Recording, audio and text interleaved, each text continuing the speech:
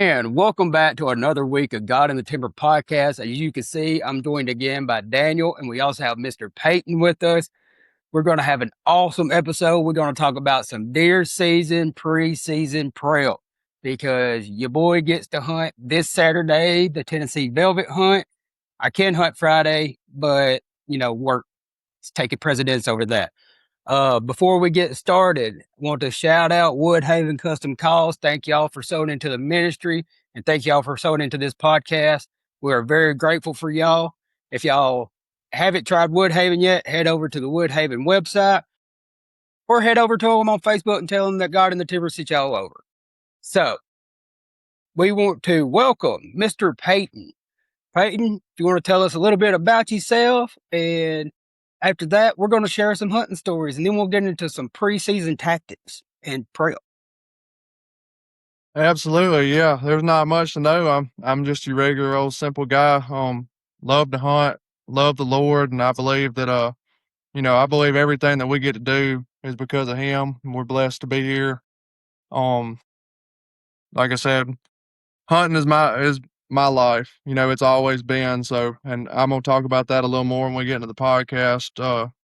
Talk about my faith and my journey, my testimony, but I believe God puts everybody where they should be. And I believe He obviously gives us a little free will and sees what we're going to do with that. And He believes, everybody always says He gives His strongest battles to His the saying. I'm not sure. I done forgot it now. Soldiers. Absolutely, absolutely, 100%. But yeah, I'm just I do a little guiding. That's kind of my main job. During the spring, and I'm getting into deer hunting this year. Gonna guide a little bit up north. Do a lot of deer hunting around the house and work on a farm outside of that. So uh, I got it made, and we're gonna talk about that when we talk about that verse tonight that we discussed, and my testimony on top of that.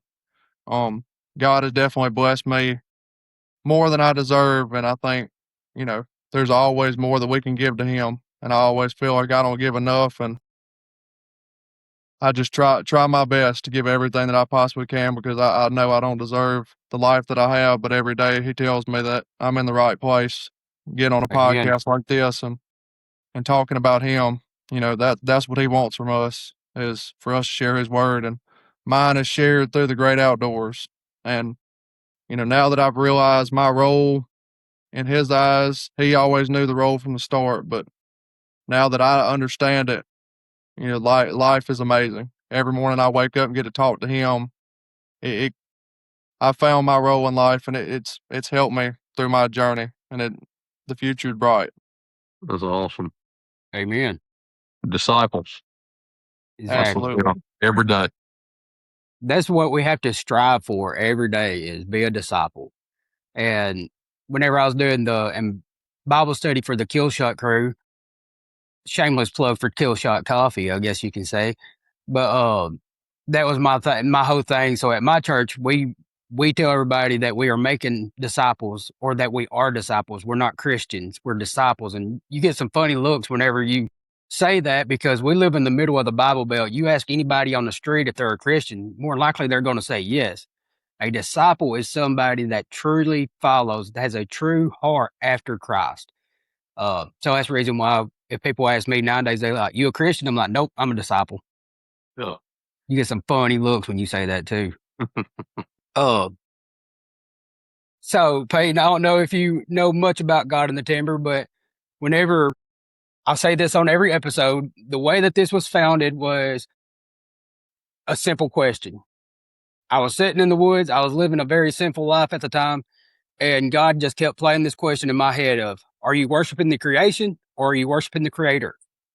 And I slapped me in the face because I realized that all these times that I have ran to the woods to get 20 foot closer to God, it was for me to go out there and worship the creation. I wasn't never giving Him any props. And that's how this really started going was God is like, hey, you're going to give me the glory because without me, you wouldn't have that. And then since that has happened to me, because I used to be a preacher, I used to preach behind a pulpit. My God has changed my mission or he ain't changed my calling, but he's changed the place that I'm to lead at. Instead of being behind a pulpit, to be in the outdoors or on a podcast. So just give you a little backstory about that. Let's hear. I know, Peyton, you got a bunch of hunting stories, especially with all that birds behind you. Let's hear a good whole hunting story. Man, I couldn't think of one off the top of my head, and I always knew, walk into a room, somebody asked me to tell a hunting story, man, I really don't know what to You gotta have tell. a good, If you you'd have gotta gave have me a heads up, I probably could have thought of one, but right now off the top of my head, y'all talk a little bit more and I'll think about one. But what you said about being in the woods before we drift off on that. There's always something on my mind. This week, I'll tell you what's been heavy on my mind is I see a lot on social media of people talking about, I don't have to go to church. My church is in the woods. And that is a really hot topic on people who are, not lukewarm Christians, but really strong in faith, because you can go on my TikTok and I actually have a video back in the day where I said that and I hadn't deleted it because I'm not going to hide that, because I used to be in that lukewarm Christian stage and I'm proud of myself for stepping up. But, you know, God is wherever you seek him in the woods. And I'm not Mhm. going to stay on this topic too long, but church is a separate thing. We go to church to worship together as believers. So just because I'm closest to God in the woods, when I'm by myself, man to man, I mean, I've broke down and cried in the woods, and I mean, I'll admit that. And I've also cried in church, walked out of church and cried because, I listen to the word, and we'll talk about my preacher and good friend in a little while, but he's a big hunter too, and he knows how to tie stories into hunting, and that's why I go to the church that I do. But we'll skip out on that, and we'll talk about that later on. But yeah, y'all get on a topic. I'll find us a hunting story in a minute. I'm trying to tie one into something that would be relevant to this podcast, but I mean, I Oh, it could ain't got tell to be certain. relevant outdoors hunting stories, just You, sitting around a campfire. But what add to about a guiding story? You gotta, I'm sure you get some characters you guide. Man, always, and I don't want to put anybody on blast because my luck, they listen to the podcast and they'd be like, "That's me." And the guy that I work for, actually, he'll post on Facebook the same day that something happened. He'll post the phrase that they said, "I'm out of shells," or "I only brought one shell. I didn't load the gun." He don't care. He puts everybody on blast. And I said, what if they look at your Facebook post? He said, "I hope they do." He said, "They'll learn from it." He said, "They'll never want to be embarrassed again." And it's great. We have a good time. All the clients have a great time. But the story off the top of my head, the deer that I picked up the other day, and I know we're going to talk about some preseason stuff. I wasn't really. I was brought up a deer hunter. Uh, Turkey hunting was obviously hard when I was 5 years old with my dad.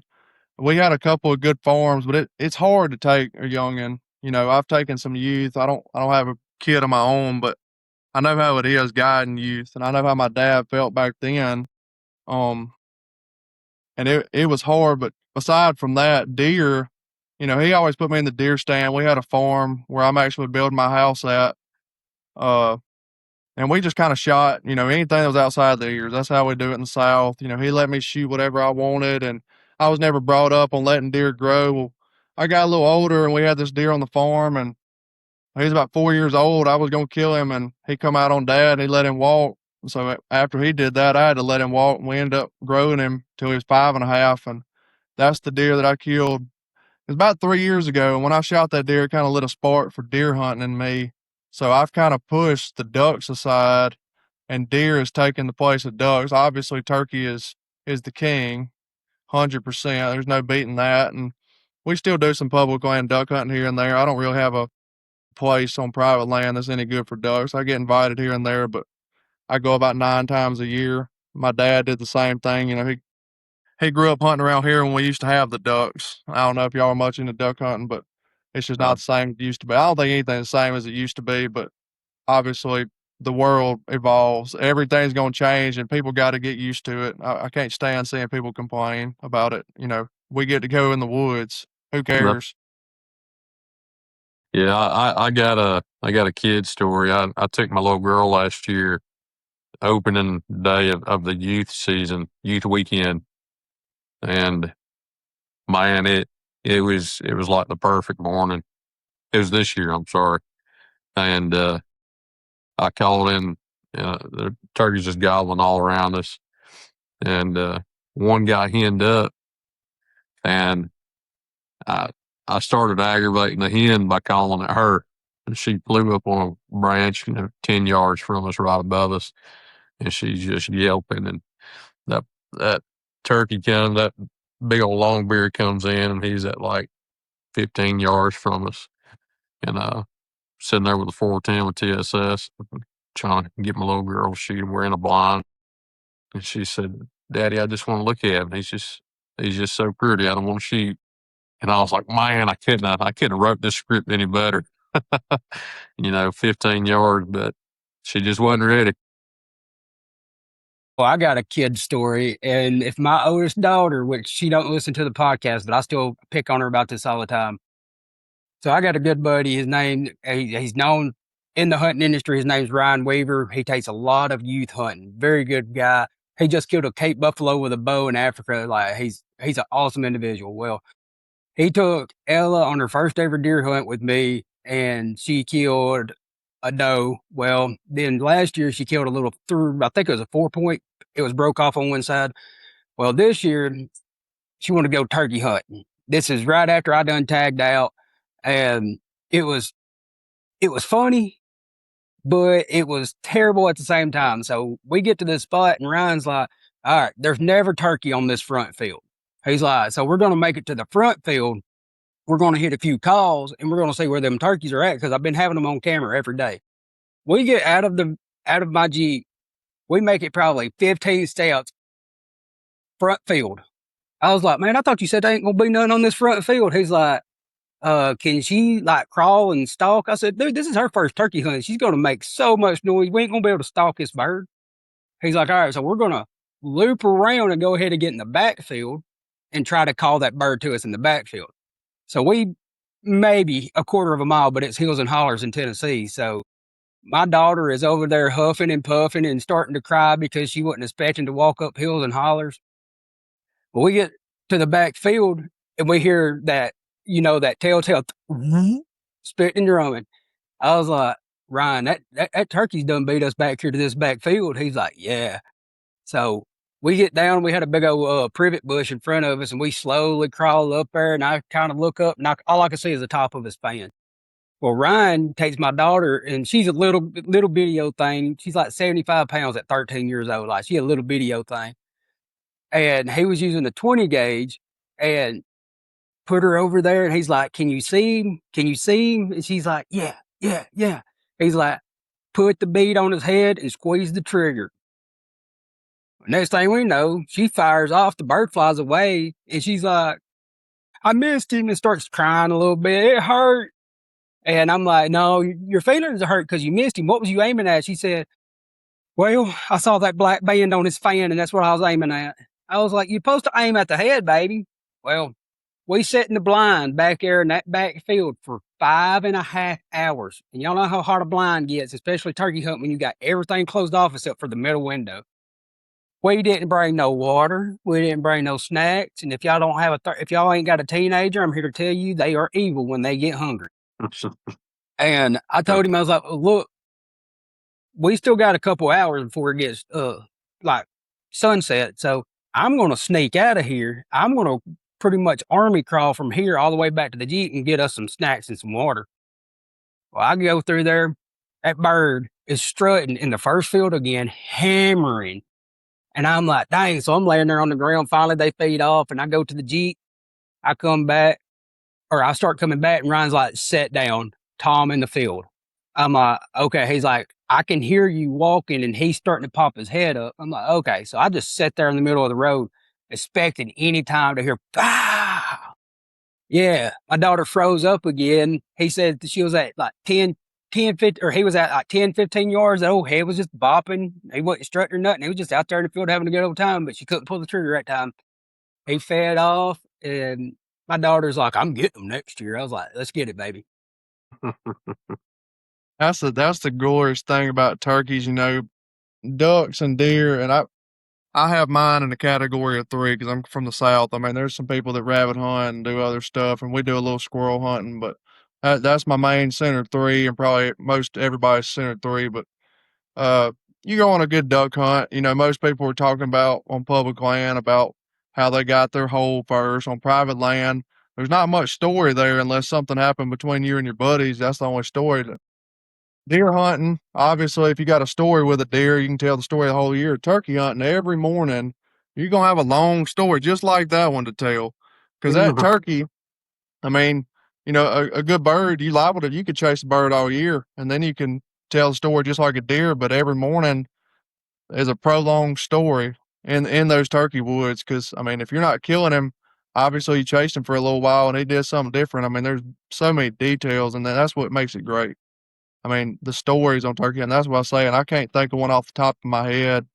You know, guiding is way different than me going around here in the South and hunting. And I'm blessed to have a lot of land to turkey hunt on. Of course, we'd rather go hunt public land than we would shoot our own turkeys. I like keep in mind for photography. I want them to almost be tame. If I pull up to the gate, I want them to sit there and strut while I snap a picture of them. And it's fun to go up north, and that's how they act anyway, because they're so used to nobody hunting them around there. But man, turkey hunting is just amazing to me. It's, Every year I learn something, and it's awesome. Hey, I learned how to kill a bird this year. I've been turkey hunting since I was 14 years old, and I took 5 years off because I got so mad that an animal with the brain the size of a pea outsmarted me every year. So I took 5 years off from turkey hunting. Last year I went and missed a bird at I'm not even gonna lie to y'all. I had a 12 gauge and didn't even pattern that mug because I was like, I ain't even gonna see a bird.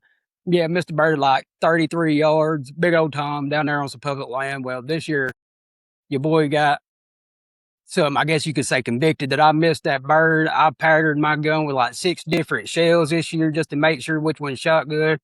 Went to Tennessee, opening day of Tennessee, had a 15-minute hunt from the time I stepped out of the Jeep to the time I got back in it, 15 minutes, 10.5-inch beard, 3/4 inch spurs, big old bird. 2 days later, killed a Jake. That's what I'm talking about. Tennessee, baby. Man, I'm telling you, this year was crazy. And when I tell people the numbers on how many misses we had, as a group of, I think we pushed probably Florida and Nebraska. I don't want to say, I won't lie, probably 140 clients somewhere in there. Uh, just in Nebraska, I think we had 128 misses. And that's counting every shot. And we hope if you miss, you shoot the rest of your shells. We don't want you to shoot once, put the gun down. But man, myself, I missed probably 7 or 8 times this year, and I don't know what the problem is. I started blaming it on the tariff expensive for tungsten. I said I think they're putting blanks in here because everything's so expensive. But needless to say, I'm finally going to put the 870 up next year and try my new shotgun. Obviously, it was the shooter because that 870's killed plenty. But just for my hopes to kick it off because I ended on a miss, I'm gonna try a new gun. But I kicked myself a lot this year. I had a draw on public land. It was a 2-day draw, and uh, first morning I went in there. Uh, my brother-in-law had given me some good detail on where some birds were, and they did it right. I circled around on them, ended up killing one about 10 o'clock. Had 1 and 5/8 spurs. One of my biggest ones, especially on that block of public. Uh, Went back the next morning, and the 2 that were with him came right back in by themselves, and I had swapped shotguns. This was going to be, I think this was either my second or would have been my final tag. I missed him. He ran. I missed him again. Went down the road, struck up another one. For some reason, nobody was hunting that block of public because it was the second day of the draw. I guess they had given up or something. And went down the road, struck one up, reloaded shells. He come in. I missed him at 30 yards, and I was throwing a fit. And by that time, it was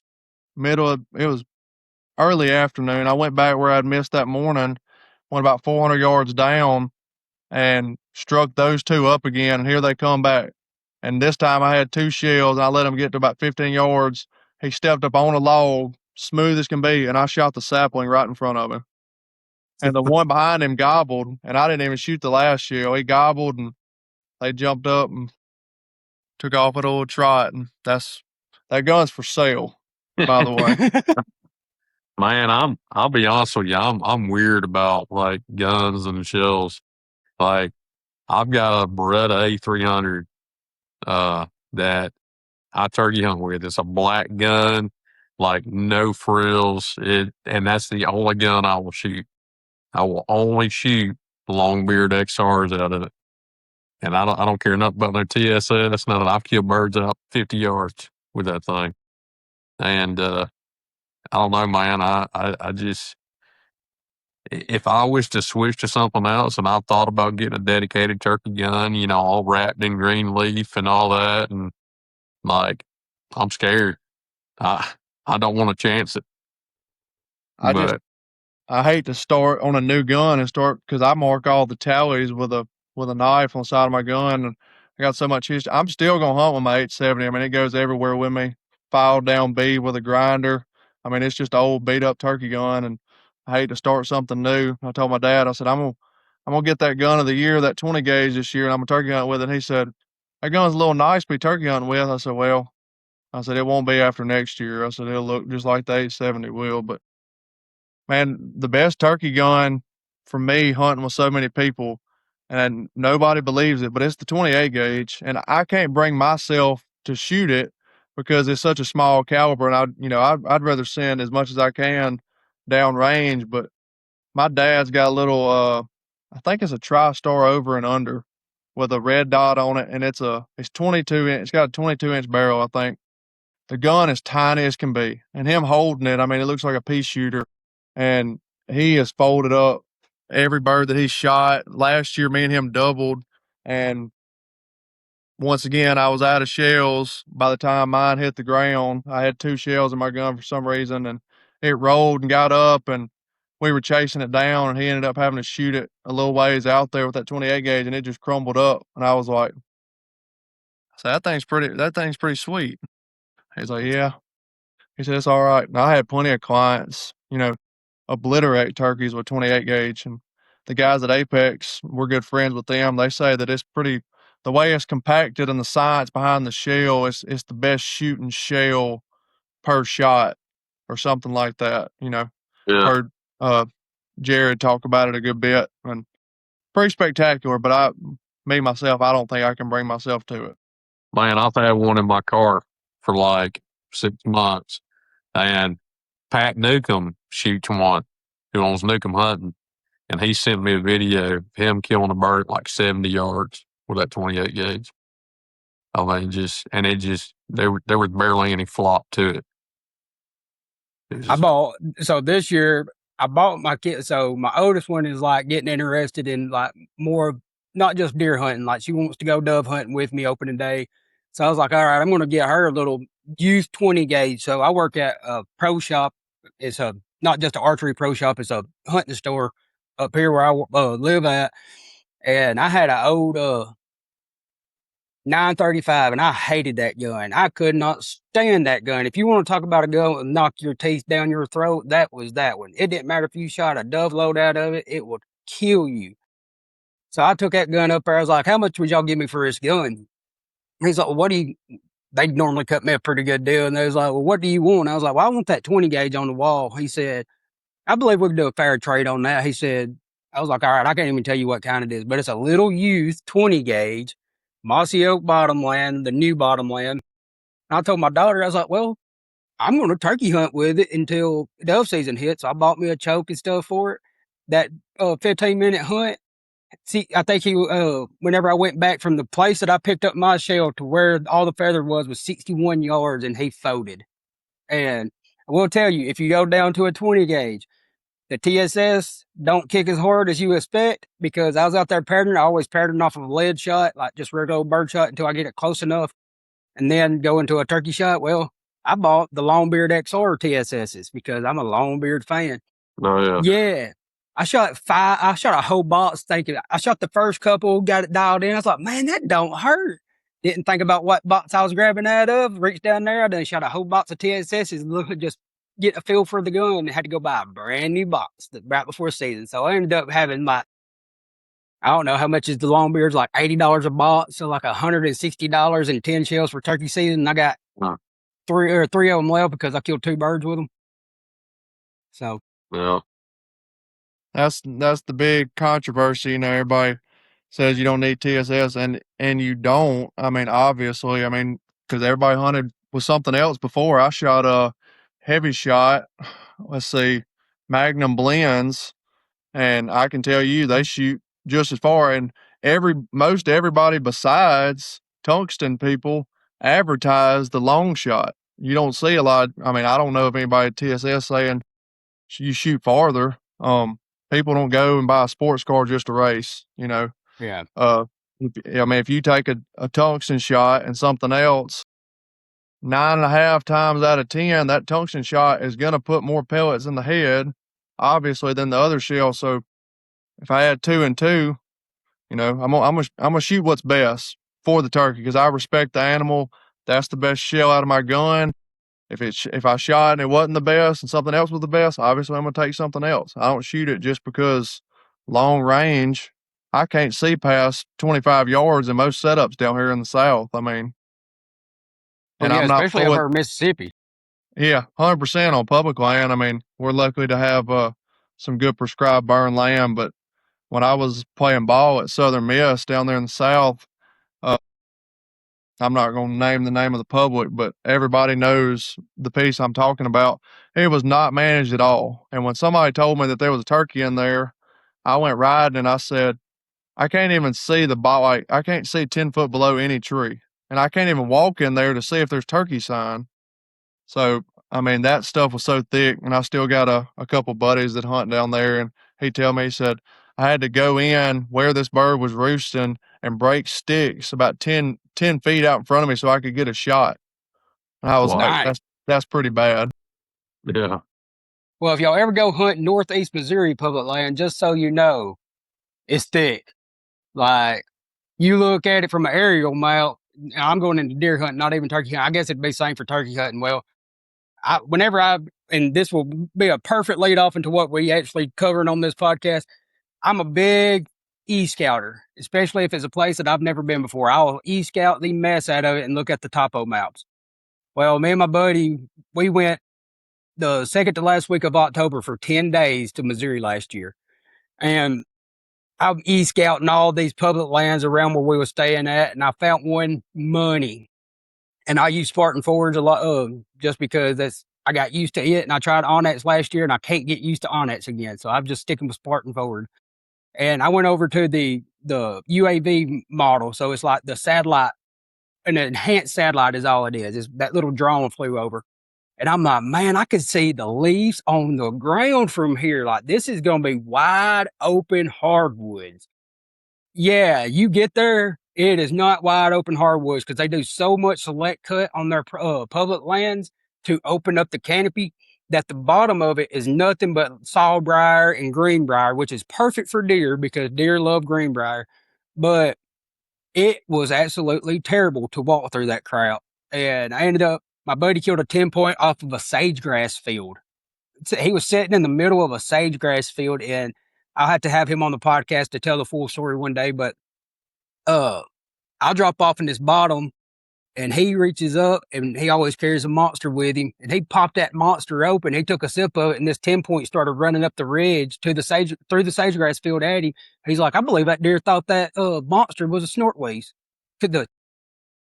And he shot him at like 10 yards. That's his second deer with a bow. It was a decent 10-point. And then he sat in the tree with me that evening. We sat on a thicket in the hardwoods where it opened up to an acorn flat. And I was like, oh, dude, we're in money right here. Well, we had a spike come out grunting at the spike. I've told this story on here before. Grunting at the spike. That spike was getting mad. And that's one thing about the Midwest. They answer grunt calls. It was so weird.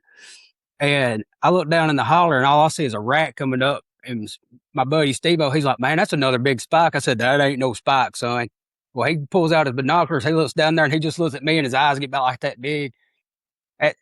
Spike goes down to him. They spar in the bottom of the holler. We're sitting there watching this whole thing. Well, the Spike runs back up to where the thicket was, and here comes it was an 8-point that crossed over. He was straight up and down, but he had like that, mass all the way around. And if he would have come out of the thicket, I'm sitting there grunting at him, watching him tear up every tree in this thicket, snort wheezing at him. I'm throwing everything except the kitchen sink at this deer. And he would never break from the thicket. If he would have even touched the outside of the thicket, it would have been a 32-yard shot. He stayed about 10 feet inside the thicket and couldn't never get a shot off at him. But e-scouting, to lead off into it, does not tell you the full picture. To lead off into our preseason prep that we're going to be talking about today, e-scouting does not tell you the full picture. Put boots on the ground before you ever climb in there and think that you're going to climb up in a tree that looks really, really good from the mount. The tree might be in a perfect spot based on the topography, but you might not be able to get a shot off in there because you ain't put boots on the ground and saw how actual thick it is. So that is my tip number one for preseason.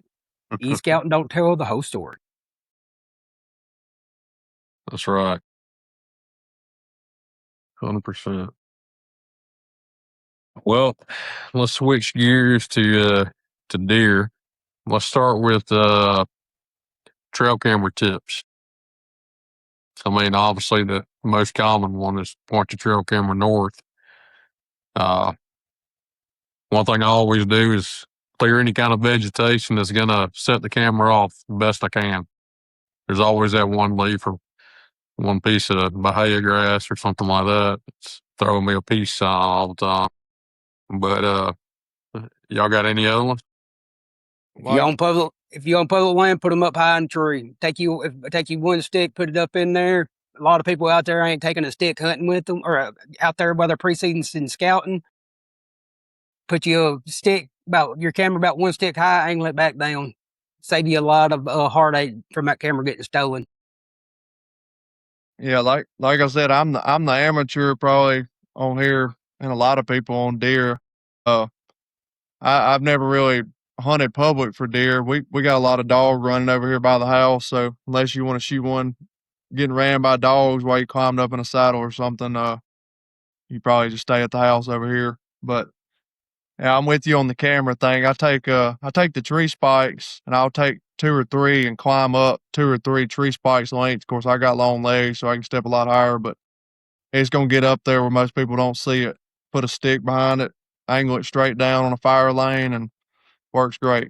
Obviously, I did that for turkeys because, like I said, I hadn't never public hunted for deer, but I see huge ones when I duck hunt on public land. I'll tell you that. But the moment I go deer hunting, I'm not gonna see one.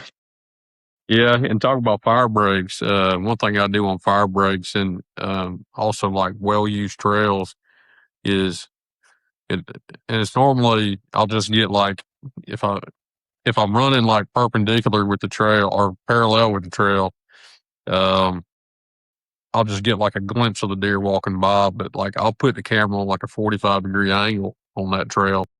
So I mean, if they're walking away from it, I get a picture of the buck and the rack. But I try to get it where they're walking towards me, just looking at signs and stuff.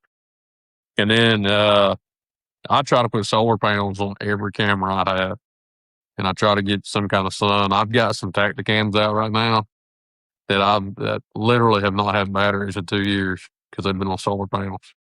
I mean, I'm the unbelievable. same way. Yeah. But it's got to get sun from the time it comes up to the time it goes down. I mean, depending on how many pictures it's taken, if the majority of your pictures and this time of year, that specific camera is set to take pictures from later in the afternoon to early in the morning. Then during the day, all that grass behind it's going to start blowing about midday. You get 500 pictures, but it's not going to die either way. I just don't want it in my feed. Yeah. But I'm with you. I mean, the solar panel is the best because unless you put it on a one-time send, it will drain a battery in a week. And I remember I remember before I knew about the lithium batteries, I couldn't afford, that many batteries a week. You put it in there and 3 days later, it's a notification, 80% battery life Yeah. gone. Oh, yeah. I'll add to your trail thing. if at all possible, especially whenever it hits the rut, set that trail camera on video. Don't have it just on picture, because a lot of time that doe's going to come through, trip that camera, especially off of a trail, and you'll catch the buck behind her. Last year, I didn't have it set on video on a place that I hunt all the time. It was just because I was lazy and didn't go up there to change it, because I don't never go up there until like middle of January. And I think it was like January the 1st, I had a group of like 6 does come in, and then next thing you know, here comes a buck, and all you see is his butt and his rack for like the next 5 pictures where he was chasing that doe. Uh, so set your trail cameras on video, especially during the rut, because you'll catch them coming. And one thing I do in the preseason is, so I'll take intel from that I gathered from the last season. So like food sources, scrape trees, rub trees, scrapes, and I'll put cameras on those in preseason. And like if I got a muscadine vine, when those muscadines start dropping, the deer start feeding on them, I know it's time to get in there and hunt. Yep. So, I mean, I try to plan ahead with cameras. So to, I guess, move a little bit off of the cameras, you said muscadine vine. Right now, a big fad is mock scrapes. So one of the best mock scrapes that you will use is a muscadine vine. If you take that muscadine vine, cut it off, hang it in a tree not far from it where the vine is hanging over it, and make you a mock scrape, they'll hit that muscadine vine before they'll hit that hemp rope about 8 out of 10 times. Yep. Put it about 4 foot off the ground and they'll just tear it up. Because because I don't have a lot of muscadines around my house, I use the hemp ropes. If I got one, I say I use them. I got one just because I wanted to try the mock scrape thing. So like you said, about 4 foot off the ground. So I do use the hemp rope, but you're taking a hemp rope, which is natural fibers, but it's been woven by a man or by a person's hand or a machine's hand or mechanical. That muscadine is natural. The only scent that's going to be on it, and it's going to fade out really, really quick, is from the time you touch it to the time you cut it to the time you hang it. After that, it's going to go back to a natural smell. Hemp, it's going to take a little while to get back natural smelling. I actually just moved that mock scrape rope to the place that I'm hunting this coming weekend, just because I was like, I want to see it. I had 2 bucks on it last night messing around with it. And I was like, heck yeah, finally. And then it started thinking, man, that mock scrape rope's been out there for 2 years. It don't smell like a human no more.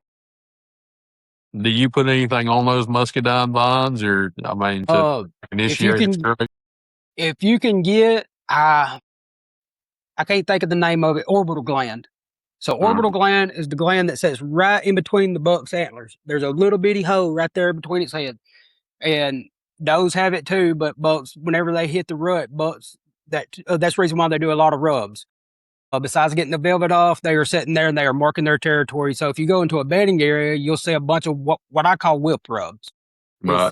Trees like this that's tore up. Well, them are called, in my opinion, what we call whip rubs, because they whipped them up really, really quick. And all it is him putting his scent there saying, hey, this is my area, stay out. So if you can get some orbital gland, even right now, because they're starting to hit them with their head because testosterone is rising, put a little bit of orbital gland on that muscadine just to get them to draw to it, and then don't touch it. And then once you can take and put some deer, right now is not the time to use like doe and rut and nothing like that, but like just some regular old doe pee or regular old buck pee, and put it in a scrape, make a mock scrape, and kind of make it like a community hub. So deer are coming to it and they're going to pee in it, but it's pretty much not like, hey, I'm looking for a hot doe. It's like, hey, I'm in the area. What's up, guys? It's like their cell phone. Right. I'll tell you another thing I do with cameras just came to my mind. If I've got a whole entire like box of bad cameras, like they're broke up or and what I'll do is if I got a buck that's like camera shy, I'll put that camera out and, not even be on or anything. And then I'll use it kind of like as a dummy camera, and then put another camera, off to the side of it or something. And you won't believe how many deer I've caught on that camera that's trying to avoid the other one, and I've never caught on another camera. But yeah, I mean, I do that quite a bit, or just like put those dummy cameras in the woods just for deer to get used to. We went a totally different direction on that dummy camera because, brother, all I hunt is public land. I use that dummy camera to catch the people trying to steal my cameras. I'll set that dummy camera deer level height, and it would be an old Tasco from Walmart for $30. And I'm testing out some cameras right now from Yellowstone AI. So I'll put the Yellowstone camera up in the tree pointed towards that camera where I know the deer are still going to cross, and watch people go up there and take my camera off the tree. And I'll just be like, hey, especially because where I live at, it's a lot of the same hunters that hunts the same area. Every now and then we'll get some out-of-staters come in, but if I know them, I'll straight up call them, like, hey, man, I saw you take my camera off the tree. You want to give it back? And they're like, how did you know? I'm like, I just know. So then I know I have to go move that camera before they go in there with a stick and take it down. But yeah, I use a dummy camera to catch people trying to steal cameras. Yeah, I use it for like camera shot deer. It's mostly mature bucks. I mean, you'll just and I don't necessarily do it on public land. I do hunt a lot of public land, but private land, we've got deer that down here they just get used to seeing cameras, and they associate that with danger. So set those dummy cameras out and let the deer get used to them. So Daniel was hog hunting today. Peyton, he said you was doing some scouting or something today? I got up about 3 this morning. We actually have a deer camp that I grew up in, probably almost 2 hours from here. My dad's friend, he's got some property up there, so we kind of got back, joined with that, and I told him I'd come up there and bush hog because he hadn't had time to do it. So I told Dad, I said, and like I said, we're building our house too. So I've been the last 2 months I've been rolling. I mean, I haven't had hardly time to do anything, but I said, I'm going to get up Saturday morning and go up there to camp and bush hog for him. He was like, all right. And he was like, I'll go with you. I said, well, I'm probably getting up about 2:30. I said, don't you have a wedding or something to go to? He said, yeah. He said, it's that night. He said, but I'll go.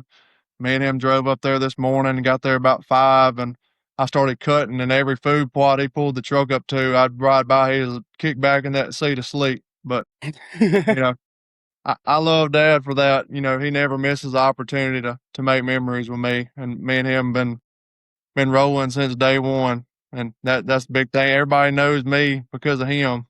So, me and him just best friends, father and son duo. I mean, we do everything together. That's awesome. Man, coming from somebody that has lost his father in the past 4 years, cherish every moment you got of that right there. Absolutely. It's one of the things. So like me and my dad wasn't a big outdoorsman unless it come to fishing. That mug would outfish anybody I know. And I guess that's where I get mine. My mentality when it comes to fishing, you might catch a 60-pound blue cat and I might catch 15 brim. I outfished you. That's how my dad was. He didn't go for the biggest. He went for the most. But, yeah, cherish every moment you got with your dad. It is, once it's gone, you sit back on them. That kind of got sad there for a moment. I apologize to our listeners, but, leading into that, since you said y'all was doing food plot, let's go into, since we're talking about preseason, go into food sources. Right now, I don't know about in y'all's neck of the woods, but I already got acorns dropping. I'm going to have a bumper crop of acorns on my property this year. So a deer is going to take the safety of the woods in an acorn before they'll take a green field almost 9 times out of 10. So right now is the time to find them trees that's going to be dropping acorns early and start setting on our trees so you can get what we call feed trees.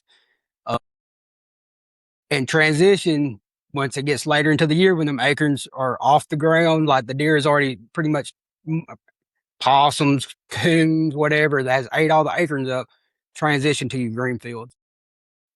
Yeah, this is actually a really hot topic for me right now because, like I said, when I got back into hard deer hunting a couple years ago, now I'm kind of getting into I was always 100% on the turkeys, always learning stuff habitat wise. Like I said, I want my property to be a sanctuary. Yeah, I'm going to hunt, if I grow a big deer, I get to kill him, great. If I don't, if I get to just see him on camera, that's what I love to do, is check my camera every night and see just deer on my farm, deer that my neighbors don't have that are staying on me because of what I'm doing and what they're not doing. There's always stuff to do on a farm, and that's what I've loved about it, is learning about food plots and food sources and dirt and how much goes into it just for the deer to have the taste of that plant. You know, every plant is different based on that soil, and I'm still learning that stuff. You know, I'm trying to figure out, you know, what different fertilizers I need to use. And because we didn't get a soil sample. Everybody says that's most important. I know it is. I know what my dirt. I kind of know what good dirt and bad dirt is, but if I sent it off, they'd just tell me what fertilizer I need to use. But here I am being hard headed trying to figure it out myself, and I'm gonna figure it out myself no matter how many years it takes me. But I love it. You know, I love the whole aspect of planting stuff. Down here in the South, it's hard though. Like you said, we're not dropping acorns yet, but last year my bow spot, and I've never really killed a giant with my bow, but obviously come close, and I'll shoot plenty of does. I love to thin them out with my bow, but I just love being in the woods again. But you could walk in there last year in the hardwoods and you would slip on the acorns on the ground. And there's still acorns under the leaves, obviously rotted away, but there was so many that, I mean, obviously coons are probably eating the rotten ones, but there's still a bunch under those leaves that didn't get eaten. So you know there was a ton. And I think this year is going to be just like, or maybe more impressive than last year. Uh, Yeah. I do a lot of cleaning up at work, you know, down trees and stuff, and almost every week there's a oak limb down because it's hanging down of acorns, and it's just so heavy. And it's a huge oak limbs. Uh, and when I'm cleaning them up, cutting them up, I'm just looking at the acorns. I was like, well, that's what made it fall, is weighing it down, because we hadn't had any rain and who knows how long. And it's all the acorns on, and it's crazy. Yeah. That's a nut. Go ahead, Daniel. On our lease, we're not blessed with white oaks. We have a lot of swamp oaks and pin oaks and all that. And last year it was hard to hunt a little bit because the neighbors had white oaks. And we had such a big crop. It was insane. But what we had was the late season food sources, the clover, the oats, the chicory, the vetch, all that in our food plots, and the deer just mowed them down. Absolutely. Uh, we're we're very blessed with good soil. We're on an old farm. It was So funny as you were sitting there talking about that, talking about a white oak. My bow spot's name is White Oak because it's on one of the bigger white oaks on our deer camp, and it just went off, and I could see in the corner that it was a buck in there, and I hadn't had a pic. I thought the camera was dead, to be honest with you. And you started talking about that, and White Oak popped up on there. I was like, ooh, I talked. I guess he's back in town now. It might hey, be you, dropping since he's in there. you can drop me a pin. I'll go check it for you. Well, you can sure have at it because, like I said, I'm not a talented bow hunter by any means. So you was talking about how you pretty much you study turkey and how everything goes. So I'm the same way with deer. Out of our group on the rack and wing side, I'm so outnumbered in our group. It's a bunch of duck hunters than pretty much me. Uh, I actually went to college for wildlife biology. I did not finish it because I ended up going to be an EMT, but I was in college for wildlife biology just to learn the I guess you could say everything I could about a white-tailed deer. The reason I bring that up is what Daniel was saying. He had white oaks. So another little tip and trick is find out your oaks that you have in your area and what time they drop. So a white oak and a red oak is normally going to start dropping roughly around the same time. Right. And a deer in my area, I can't speak for everyone else's area, but I can't think of the actual name of the nutrient that's inside the acorn. Is tassin or tassin or so. I can't remember the name of it. And a white oak is more, so it's sweeter. So my deer up here will prefer a white oak before they will go to a red oak. So if you can find a white oak and a red oak dropping side by side, you'll see that the white oak's acorns will be ate a lot quicker than the red oak. Pin oaks are a late season dropping oak tree. So like say late November, especially like the swamp pin oaks, I'll go because I got some swamp land that I hunt down here. I'll hit the swamp pin oaks and sit there on top of them because they will drop later. So learn the trees in your area, learn how to read what trees is dropping what. And turkeys love pin oaks too. I didn't know Absolutely. that. Oh man. Yeah, And what usually when the pin oaks drop, in that late season, they're still on the ground for turkeys. Yeah, and what you said about the red oak, and it might be a South thing. Don't quote me on this, but I'm pretty sure I was listening to Mark Drury talk the other day, and he was talking about how red oak is king up there, and it might be, a location thing. And it might not have been him, or I might be getting it backwards, but somebody was mentioning a red oak and said the same thing about a white oak, but it was flipped the other way. They said they're deer for that. A lot of people, and this year our persimmon trees are loaded. My dad posted a video of one. Everybody was like, "Are you gonna kill one over that? You gonna kill one?" I really don't see, which I know they eat them, but I really don't see a lot of deer sign. And I've put cameras on them, does and fawns stroll by, obviously, but I just don't see a mature buck. And maybe it's because of the acorn crops the last couple of years, but I've never had a mature buck come in casually eating persimmons. He might walk past one and browse over here and there, but I mean, our persimmon trees hang over, same thing like acorn tree. They got limbs breaking off of them right now, loaded with persimmons. And I love to have them on the property because obviously that's what they're going to eat in a old clear cut if that's the trees that are producing. But I've never had the faith to go set up a stand on one and sit on it. And I could be wrong, but I think persimmons are looking for that first frost and they sweeten up, kind of like collard greens. Yeah. So maybe they'll start hitting it after that first frost. If the coons don't eat them all. Yeah. And most people don't know you need a male and a female persimmon tree. Absolutely. Yeah. 100%. Yeah. When we we got go- a ton of persimmon trees on our property, but we don't have, a male or a female. We got, a bunch of males or, however it is. I'll never ask them if they're male or female. Hey, When that's we a go dangerous into game to bush play in hog, this age. Yeah, it's 2026. I could be both. when we go into bush hog food plots every year, and they're a fast growing tree and they're a fast producing tree if you have the male and the female. Every year, every food plot within who knows how far, every food plot will have persimmon trees in it from raccoons eating them and, carrying the seed over there and dispersing. But those persimmon trees will be taller than any grass in that food plot. And on my personal farm, I don't plant a lot of cereal grains to keep it low, clover and stuff. We keep it managed pretty good. But at the deer camp where we plant mostly wheat, there'll be persimmon trees outgrown all of that wheat. And we try to cut around them and leave them, or we'll try to dig them up in the winter and move them.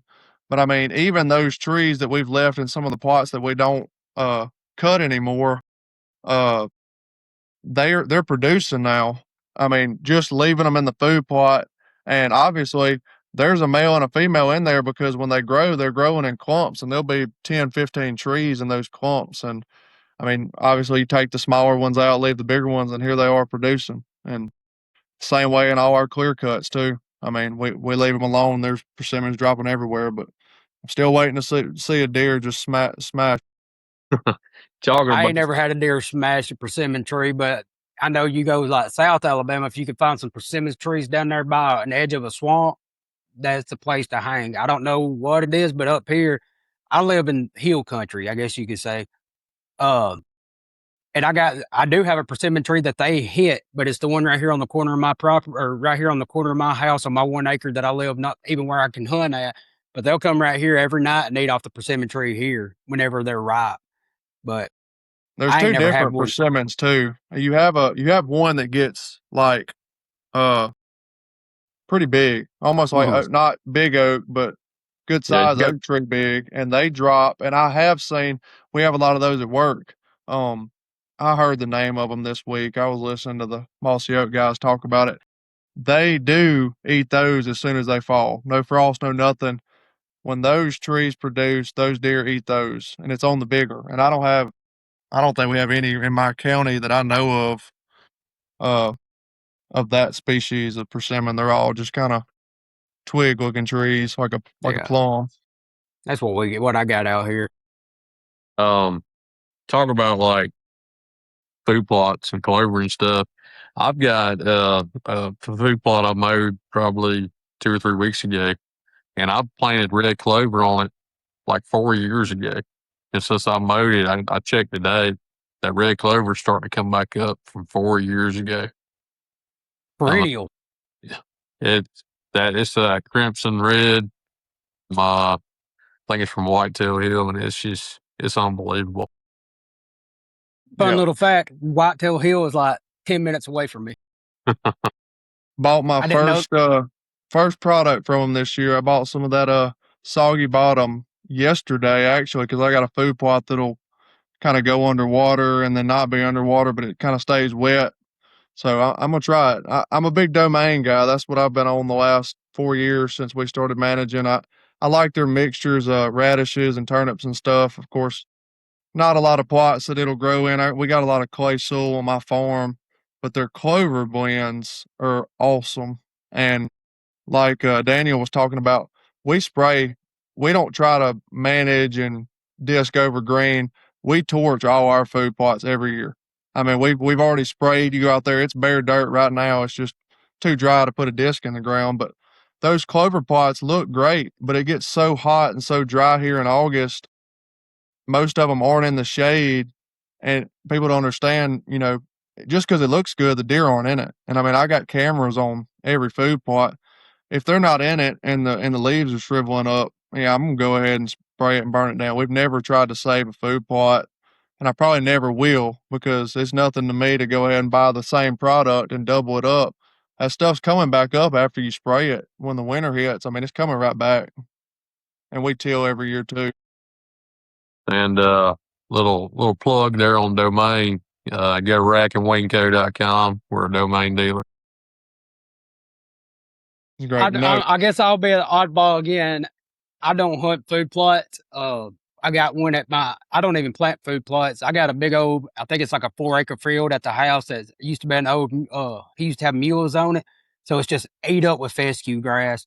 And we'll go in there and bush hog. And that's where my niece and my nephew and my kids, like we got a blind, and that's where they hang out because during wintertime, them deer will come out there and they can see a bunch of deer and they can shoot a bunch of does and stuff like that off of it. But I guess hunting public land for so long, it's hard for me to hunt a food plot because on public land, deer avoids food plots like the plague up here.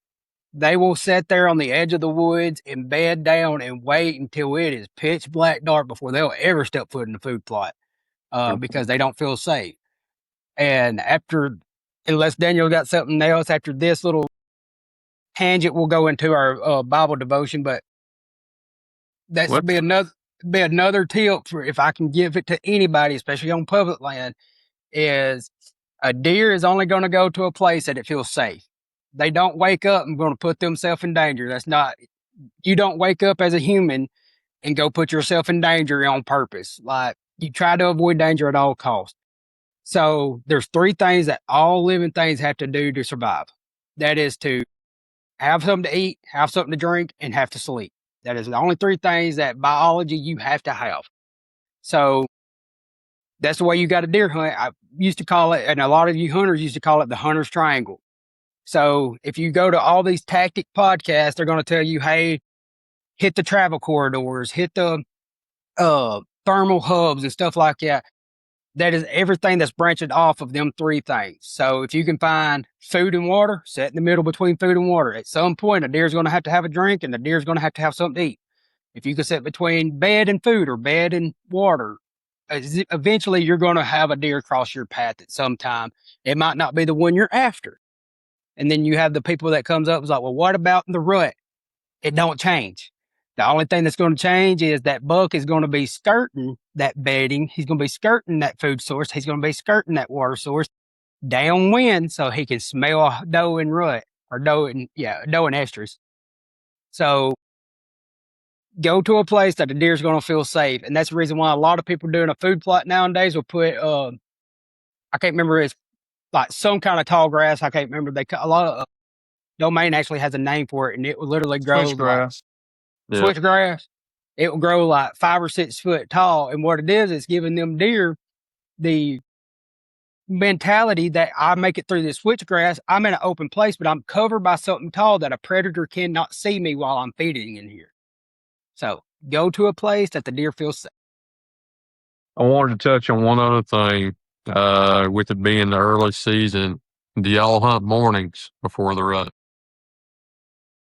I hunt any chance I can get, but like I was about to say the same thing. but I I'm get not like sleeping in, no doubt. this coming weekend. So I work graveyard shift. So Friday morning, I'm going to be dead tired. I'm not going hunting Friday morning. I might go before work Friday evening because all of my bucks are showing up on camera between 6:30 and 8:30. So I can catch them at 6:30, be able to get it home, get it cleaned out and put on ice and everything, and have it ready to go for the next day to actually process it. Sunday, I'll probably hunt before church and then hunt after church. This is the last day of the velvet season in Tennessee. But Friday evening and Saturday evening, I'm hunting. I'm not hunting mornings, either one of those. Yeah, I try to wait until at least the first frost to hunt morning. I mean, that way the thermals aren't getting me. When I can just rely on a consistent wind and not have to worry about thermals. So, But come October 1st, I'm heading down to South Alabama a little bit. Or I know October 1st because I got to work. I think it's like October the 3rd is the weekend.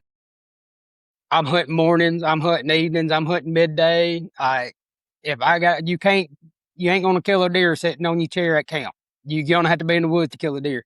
So I'm going to be in them woods as much as I can. I had 48 sets last year on public land, and like 10 of them was all day sets. So I'm in the woods any chance I can get. We had a thing when I was growing up. My dad always said no doe Sunday because he never wanted to clean our deer.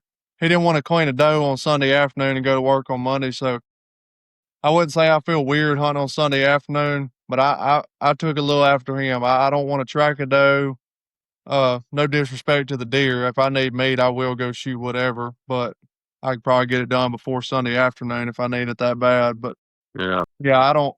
Most of the time, I usually don't hunt on Sunday afternoon. I'm the same way. I'm kind of unwinding. If I'm chasing one and it's in the rut, yeah, I'm probably gonna be in there every day. And now that we're building out there on the farm, and if they end up changing the daylight saving time, I probably will sit every afternoon in my box back behind the house.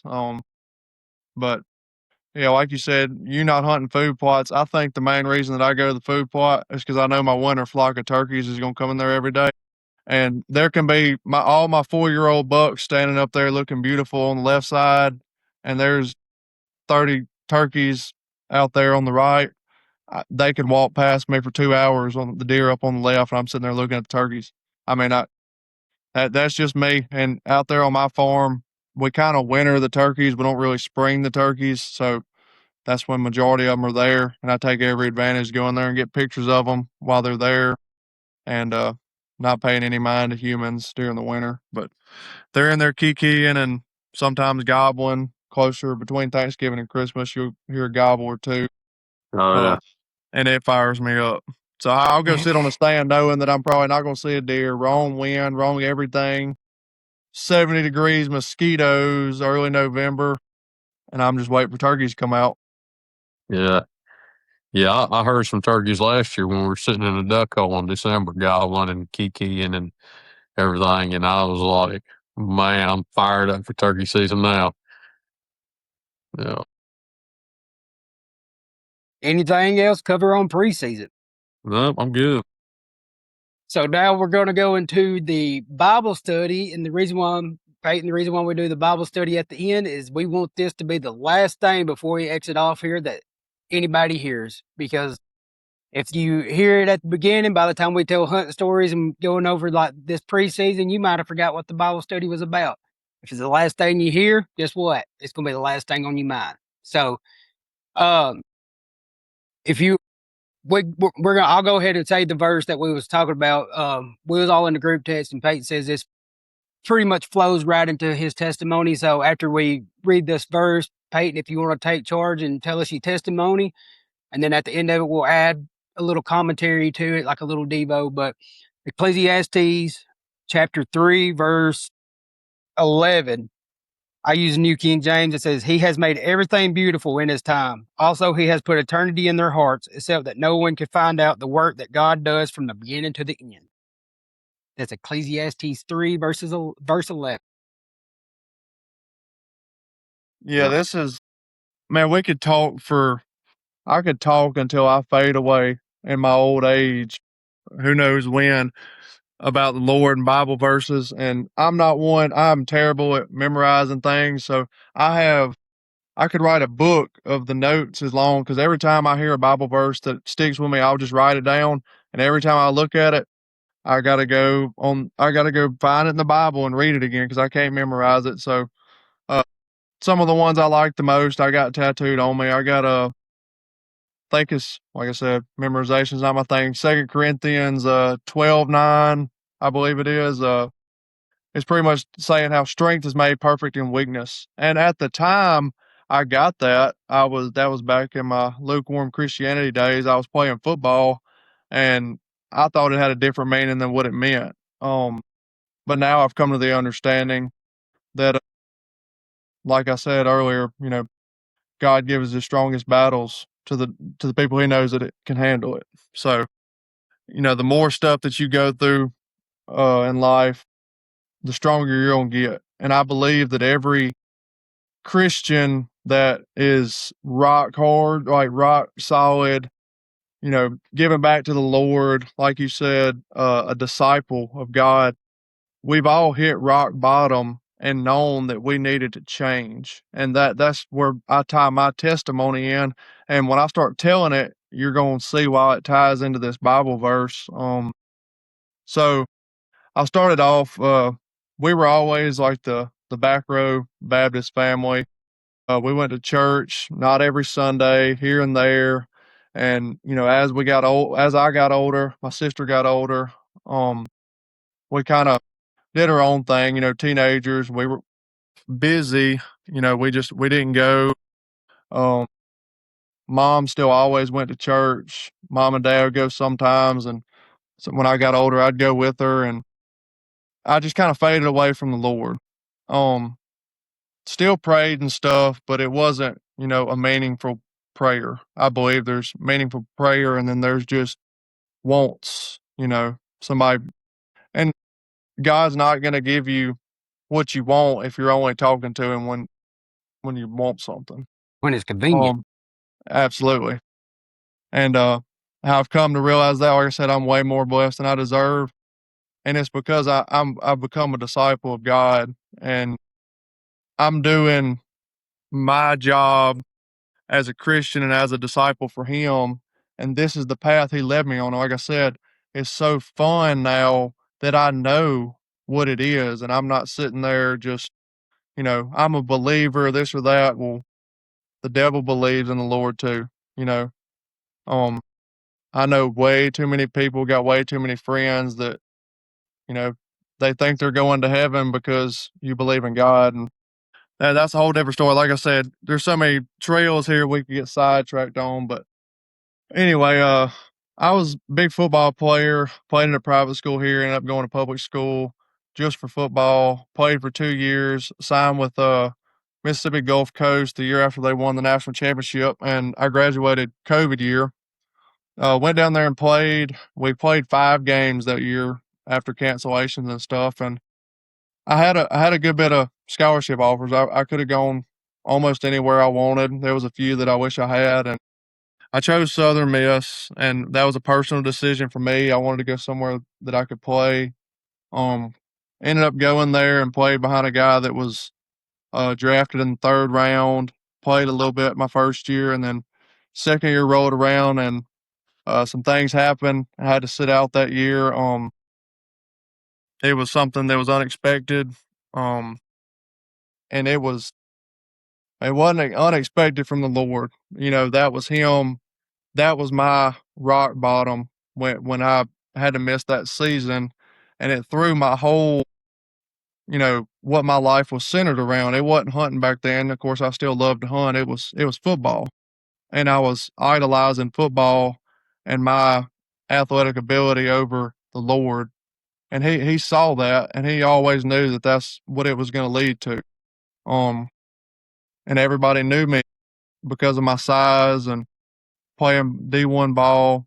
When that happened, still didn't understand my calling then. But things started falling into place. And now that I look back on it, it's just a great. I love my testimony because I love just thinking about it. I think about it every day. Um, my current wife now, and we dated in high school, and we broke up, and we ended up getting back together when I was at Southern, and she moved in with me down there, and she was there for me when that happened.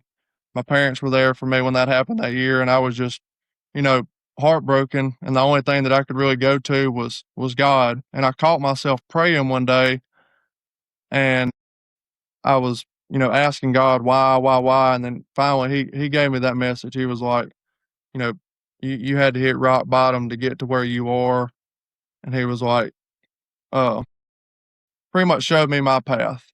And ever since then, the way I was treated on the situation and just some things that happened, football slowly started trickling away from me. And me and my wife talked about our long term goals. And we both wanted to get closer to the Lord. We lived in a little apartment down there. Um, and we made a plan to, when I graduate, to move back home. And everything kind of happened fast. I said the first thing I want to do when we move back home is find a church. And that was 2024, I think it was. And her and my sister ended up finding a church right down the road, and it's in an airplane hangar. And it is a casual church. It's not like you walk in, and it is in the airplane hangar. And that whole church is my family, and it's probably 15 solid members that go every Sunday, and you got a casual visitors. And the preacher is actually my land neighbor, and I didn't even know he was a preacher back then. I just knew him as a turkey hunter. And sitting there that first Sunday and listening to him, I knew that, you know, stuff was just flowing in, and God was speaking to me, and he calls it being on fire for the Lord. And I felt that.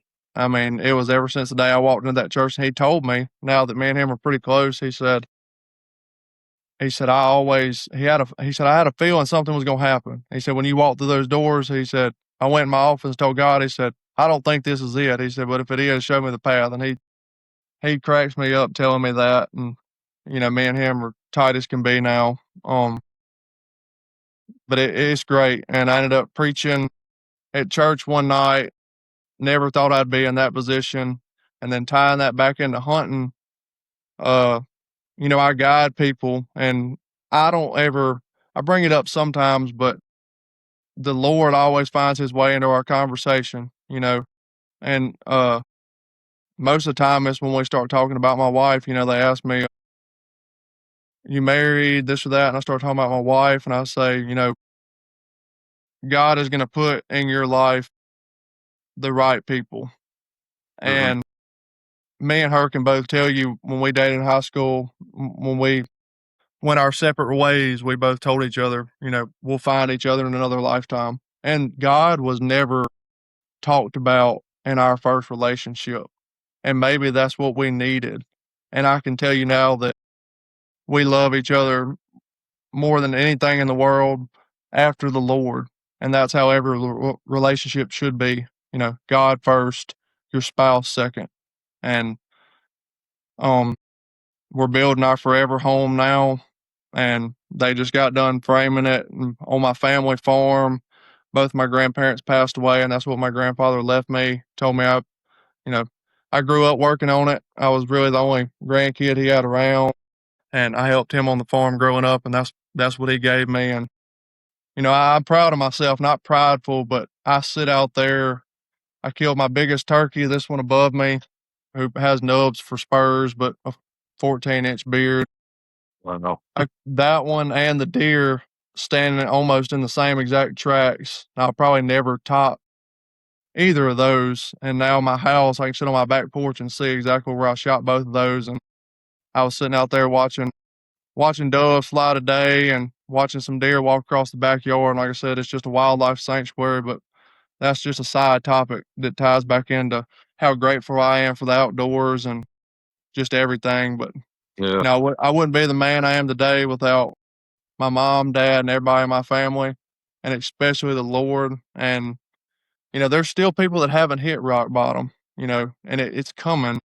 And it might not be a dramatic experience like mine. And sometimes people hit rock bottom and they don't know they're there. And I didn't know I was there until, you know, not long ago. I guess 2 years ago is when I looked back on it, and me and my preacher were sitting there. He said, "Well, that's your testimony." He said, "You just told your testimony." He said, "It's actually really touching to that." And my wife, got to hear it for the first time before I preached it.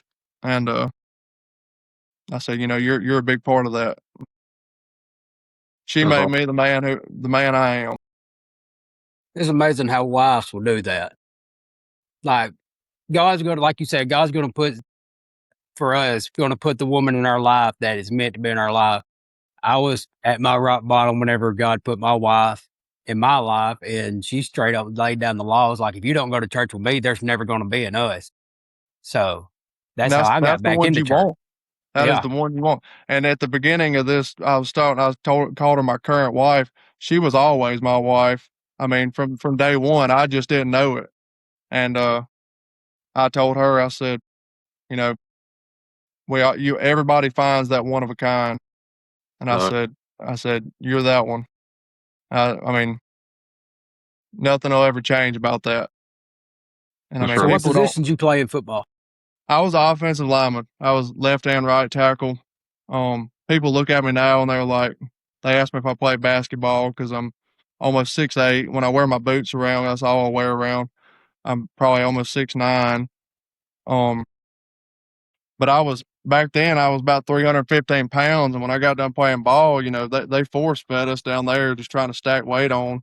When I got done playing ball, I immediately went up to guide up north for turkeys and shed all the weight because I wasn't eating as much, and I was doing all the guiding, stomping across the prairies up there. So I think I lost like 73 pounds in like 4 months of just turkey hunting and being up there, because some days I'd go without eating and it didn't feel bad because of how much I used to eat. I mean, I was having to eat when I first I wasn't much of a gym person when I was in private school. I didn't care anything about football until like my junior year. So I mean, I couldn't even bench 225, which is, as an offensive lineman, you're supposed to be able to do that 30 plus times. I couldn't even do that my senior year of high school. And I got to junior college and got to working out with one of my dad's friends. And once again, this is another side topic, but in 2 years, he said, it's all about what you eat. He said, you need to be eating about 6,500 calories a day. And I think I was 245 when I graduated high school. And after the 2 years of working out with him and playing JUCO for a year in my freshman year at college, I was up to benching 465, and I had packed on probably 60 pounds at that time. And I didn't feel great at first, but I mean when I formed into that body so fast, I mean it was good for me. But now I feel great. I'm back down to like 220 now, and Well, I mean I don't go on a diet and I don't go to the gym. I hope I never see the inside of a gym again. I'm a gym rat. I love the gym. There's not many people. I'm 6'1". There's not many people that I have to like look up to, dude. If I ever meet you, it's gonna feel odd. I'm 6'1", 200 pounds. Like, Yeah. Every time I guide somebody, they come back to the lodge and like, it's hard to keep, or they're proud of themselves for keeping up. They're like, every step he takes is like 6 of my steps. And I mean, uh, I got some old men up there, and I'll just kind of like put my pinky through the belt loop on their pants. I was like, if you get lost in the dark out here, I was like, I've had people get lost till daylight. So like when I say like, hey, I'm not going to hold your hand. I was like, but you got to stay close to me when we're easing there in the dark. So we got to walk a good ways in the dark to get close to a roost or something. I was like, I said, I'll just grab your belt loop and kind of like lead you through the way. I was like, I'll just go at your pace. I said, because if I take off walking, I said, you're liable to end up 2 miles away from me. And it happens. It's happened from experience. That was the best thing that I can think to do is just grab a Hey, belt that right loop and there, I lead them on like a leash. that right there would preach. I don't know if anybody else caught that, but you'll grab them by their belt loop and let them lead. So there's so many times that God is holding us by the belt loop, letting us lead where we think we're going to go, but he's back there controlling the reins the whole exact time. If I start veering Absolutely. off, especially nowadays, since I'm a disciple for Christ, I start veering off and God's like, that conviction is going to start hitting you now, son. Yeah. Hey, that would preach. I wanted to touch on something you said that the Lord has really put on my heart lately. You said being busy. Um, I heard something the other day. Somebody said, if the devil can't make you bad, he'll make you busy. My Joby preacher Martin. said it last Sunday, the Yeah. Sunday that I missed because I was busy. And I'm listening to his live stream on my turtle box while I'm cleaning up out there at the house. And he says this, and I just stop and I'm like, can I still make it to church? So, I mean, it make you too busy to go to church, make you too busy to leave your house, your home, make you too busy to do whatever you need to do for the Lord. You know what I mean?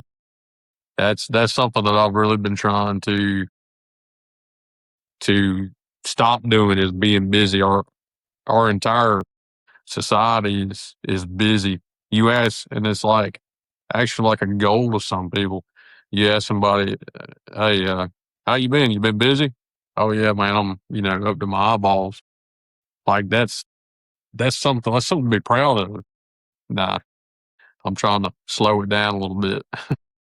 Yeah, I wish somebody had asked me if I've been busy. I'm just gonna sit there and be like, "Yeah, I'm living in this economy, just sitting at the house." I said, I watch TV here and there."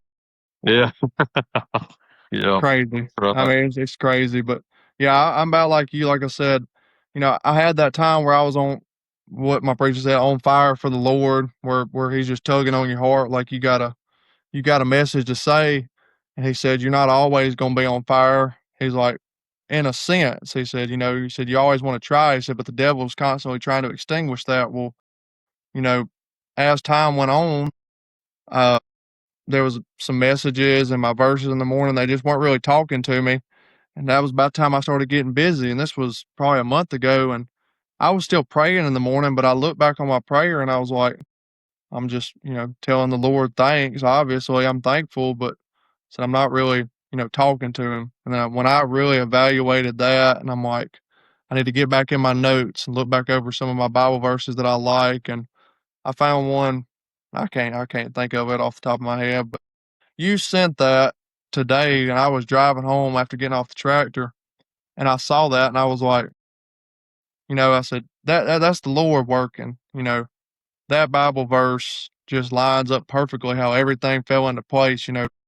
Everybody thought I was going to go to the league and play, and I'm here to tell you, for people that hadn't played ball, you look at these people on TV, and they're about 5 times as bigger in person. The people that are in the league were either born to be there or they're 40-year-old veterans, freak athletes that will always be freak athletes. It's a different world. Size has no factor in that. Athleticism obviously has a factor in that, but that's a different world. And my body, honestly, if I would have had the chance and uh stayed and tried to get drafted, my body wasn't going to allow it. And that was another thing that God was like, if you try to go against my word, he said, I'll find something. He said, I have different routes. And that last year, I think I dislocated my elbow. I dislocated my shoulder. I don't know if you can dislocate your elbow. I messed something up in my elbow that was not right. Dislocated my shoulder. Had a I've always had tendonitis in my knees, and on my right knee had partially torn MCL, and they were like, "Oh, it's fine." They said if it tears, it'll just tear all the way. And I was like, "Well, I don't want it to tear all the way." I said, "I've never had surgery," and I said, "I don't want to start now." because I knew the next year I wasn't going to be playing. I said, this is just kind of pointless. I said, I'm just out there to hurt myself. But, man, it all worked out for the best. Yeah. And people ask me, they're like, well, do you miss it? And I'm like, they always tell me I'm missing. I'm like, no, I'm living like my best life right now. I said, you know, I work in the outdoors. I get to do outdoor things at my job. And I said, on top of that, on my second job, I guide turkeys and deer. And I said, on the weekends, I'm working on my own farm. I said, that's the life that I prayed for when I didn't know the path that I was going to get. And I said, God gave it to me just to be a disciple for Him and use the outdoors and my Facebook platform, that's pretty much all I have. I don't really do the TikTok anymore, but Instagram decided they didn't like outdoorsmen anymore, so I deleted that too. But I had a big platform on that. But Mhm. Facebook's on the way to doing that too. Yeah. Man, 6'8". I bet you get better cell phone service than I do. Yeah, no, not under this metal roof I'm living under.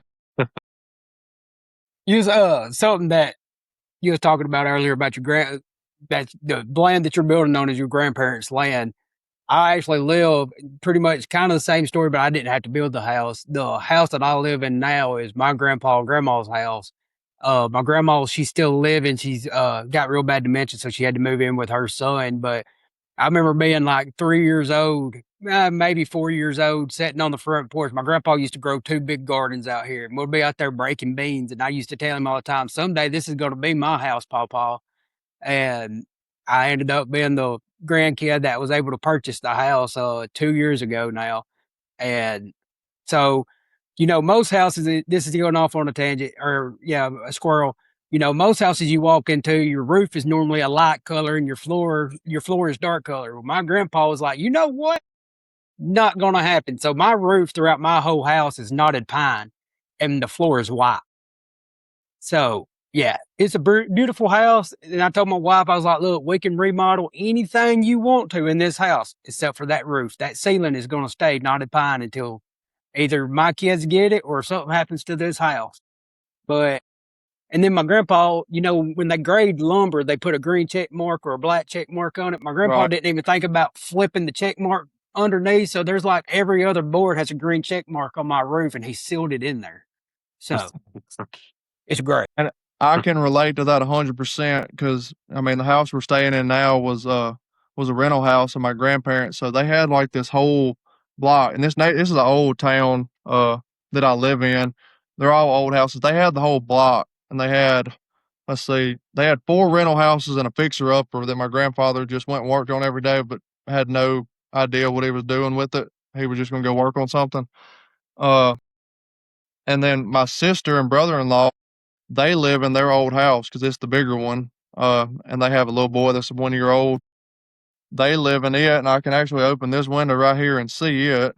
Um, we sold most of the real estate. They're gonna develop a neighborhood and name it after my grandparents. Their last name was Edwards, so they're gonna name it Edwards Subdivision or something like that. And I can see that spot too. And I still deer hunt up there. I called the builder and I was like, "Look," I said, "y'all haven't started tearing down those 2 rental houses." I said, "I've always bow hunted up there, and it's like the only block in town with a bunch of privet, and it's 30 acres. Eat up with deer. My grandfather used to plant a little bitty cornfield up there. Eat up with deer."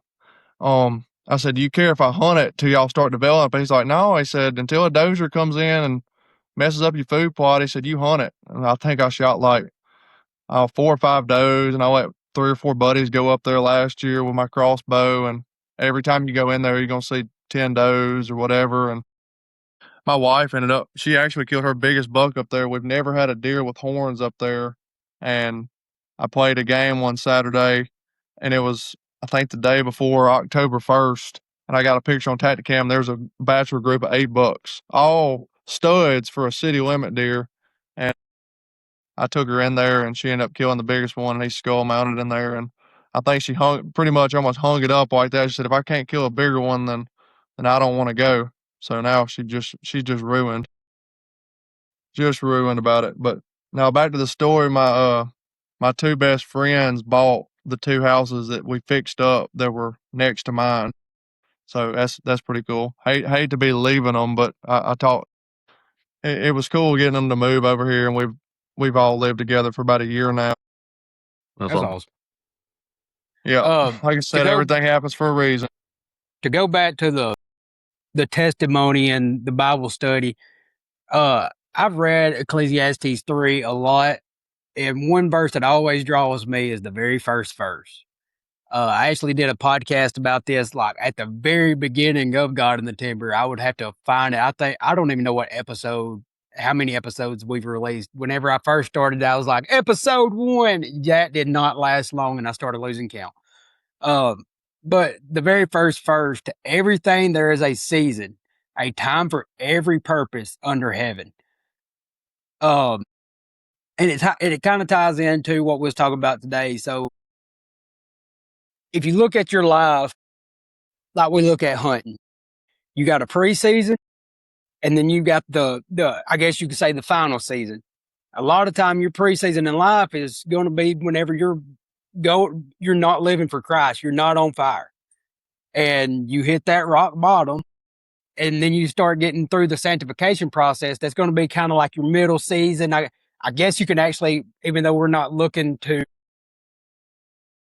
I guess you could kind of say it's kind of like the rut for a Christian type deal, is because we are searching for Christ. We are on fire. We're looking for everything we can for Christ during that sanctification process. And then we get later on in life and it's like, hey, my life's coming to an end. I need to pass what I have been taught in Christ to other people. I say this a lot, especially at church. You got two dates, so it's going to be on that gravestone. You got your birthday and your death date, but that little dash is what means the most on that gravestone. What did you do during that little dash? But yeah, brother, that was an awesome testimony. To everything, there's a season. Yeah, I always leave out details on it too, because I'll end up I listen to a bunch of podcasts. I think I listened to all of your podcasts when he told me about the podcast. That's what I listen to when I'm cutting the fields at work or cleaning up trees, doing whatever. If I'm in the equipment, I'm listening to a podcast, land management, hunting, anything. Eventually I'll run out of podcasts. But yeah, I always leave something out of that testimony that's a major thing, and it's always something different every time. But you know, to sum it up, God's going when the time is right, God's going to provide. And like I said, it's an amazing journey to look back on, and it's just getting started. Because now the big picture is clear to me that I'm a disciple for Him, and I can't wait to see the life that He has for my wife and I.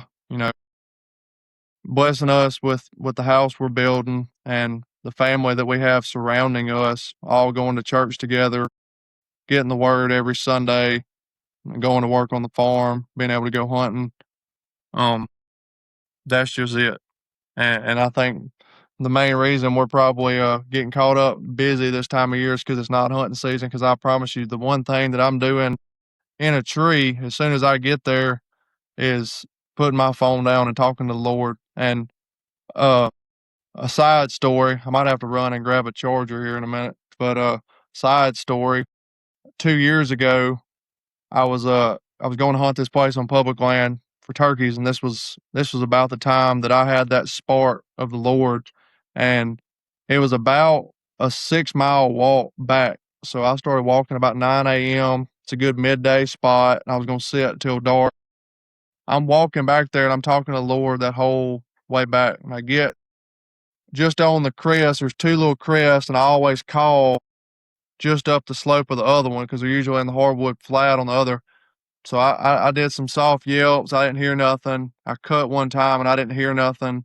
It was a little windy that day, and I resumed my conversation with the Lord. We're just talking about my future, this or that. Come over the hill, and I'm walking, and there's a gobbler walking through the woods. I can just see the redhead walking straight to the call, and why he didn't see me or how this happened, I don't know. But I had a chair, and I actually took a decoy I think I took a decoy. I had 2 things I know, and I wasn't wearing a vest.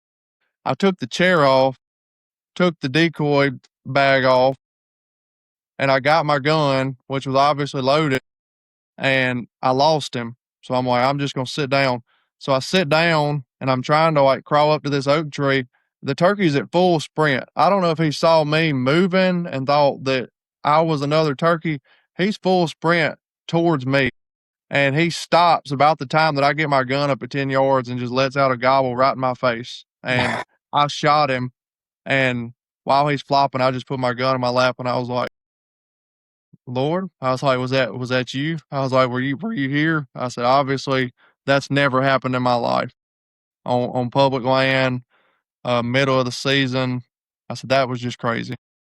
Pressured Nice. birds. I was like, I don't understand. And that was just, him giving me another sign. And those are the signs he gives. And it's not, I don't think of it as gifts. I think of it as, I don't want to do something and I don't want to do a good deed and be rewarded for it. If you think you're going to be rewarded for it, you're probably not. But I want to do things and I want to do what's right. And I think that was God just showing me that I was going down the right path. Because I could have gone in there and not heard anything and had a great day. Because I love those hardwoods, but walked out with a bird that day, and it's still that is one of the greatest hunts. And nobody will ever understand that day but me.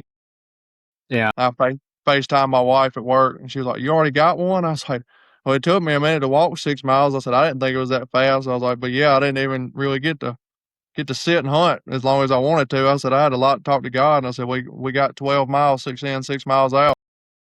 Mm. That's That's all. what I'm talking about. That's all. And see, that's one of them things like, as hunters, we have to appreciate even the hunts. Whenever you was talking about like that hunt didn't last as long as you wanted it to. We have to understand as Christians and as hunters that there is something to learn from every step of the way. I live in a very low populated deer area, and I'm a diehard deer hunter, which is terrible. I went to Missouri and thought I was a kid in a candy store because there were so many deer. It's kind of like you get to pick which one. You literally get to pick what deer you want to shoot at. I ended up taking a doe the second day there, but just so I could say I went out of state and killed a deer. I wasn't going to come back with a goose egg. But you got to learn something from every single hunt you go on, and a lot of times for me, it's what I might learn stuff from the woods. Like I tell everybody, scout more than you hunt. No matter if it's turkey hunting, deer hunting, whatever, scout more than you hunt. Um, but a lot of times when God come in my life, I was learning stuff about what God was teaching me through scripture, like biblical scripture, because I'll be up there and a verse would pop in my head and I would pull out my phone and had to find the verse. And I always read pretty much of the verse. If somebody tells me a verse, I read the whole chapter just so I could tie it to that verse. And I'm like, you are opening my eyes up to something right here. So now a lot of my learning stuff in the woods may not just be deer hunting or turkey hunting. It's learning scripture while I'm in the woods and how I can apply. Just so y'all know, I use a red headlamp to walk in. It's hard to read the Bible at dark with the words being in red. If you got a red headlamp, it makes it disappear. I was in Missouri and I got up there at like 4 o'clock in the morning, like early, because this guy, I met him. He's like, look, they travel this river bottom, but they travel at daylight. So I got up there and I'm like, all right, I got my red light on and I'm trying to read John. And John is like all red words. My pages on my little Bible was blank. I was like, well, I guess I'll wait till daylight, or till a little bit after daylight to finish reading a little bit of John here.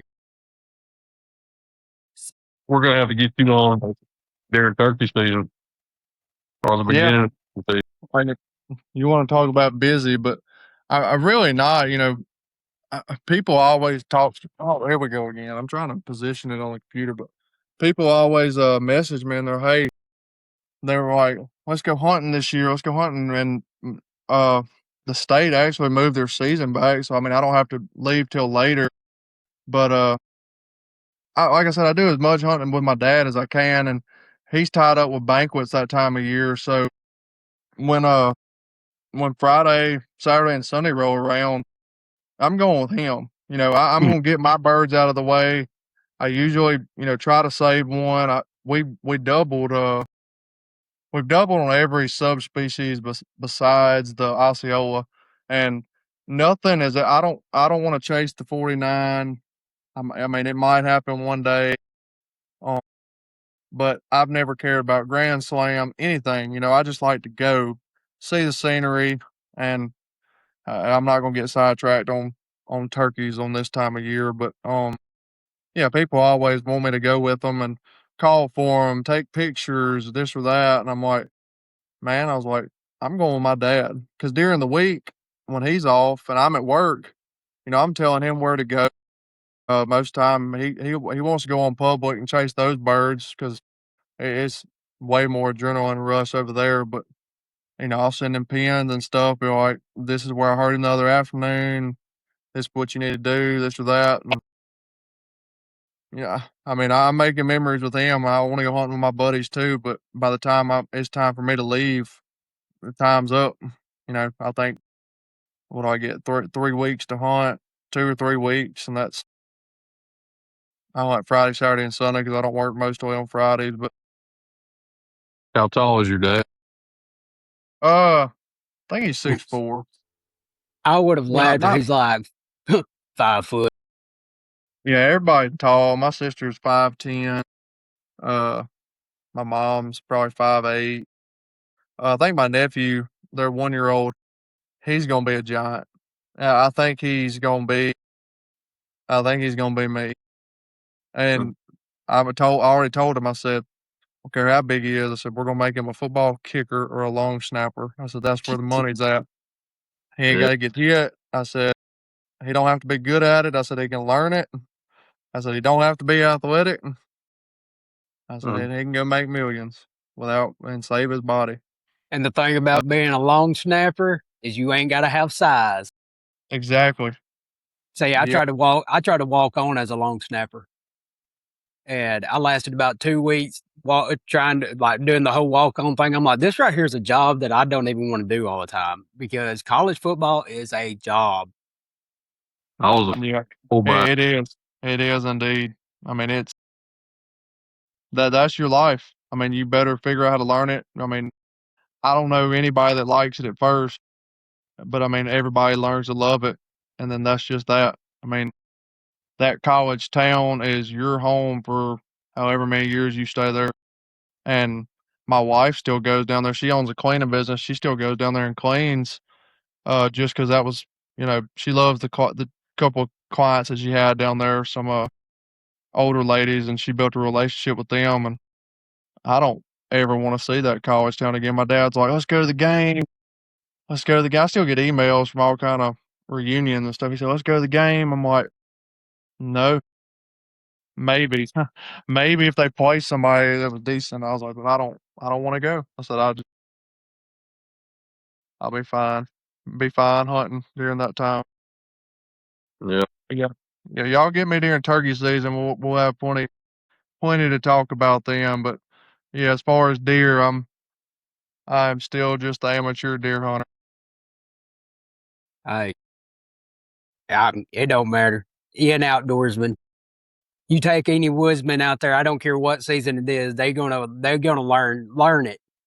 And that's the big thing. I guess this whole podcast on the preseason stuff can be summed up in one thing: learn woodsmanship. If you can learn woodsmanship, you're gonna find animals. Woodsmanship is a dying thing, and that's one reason why. And I started the Woodsmanship Wednesday. I think is what it's called. I think it's what I call it. Daniel, is that right? Yeah. Remember Woodsmanship? Yeah.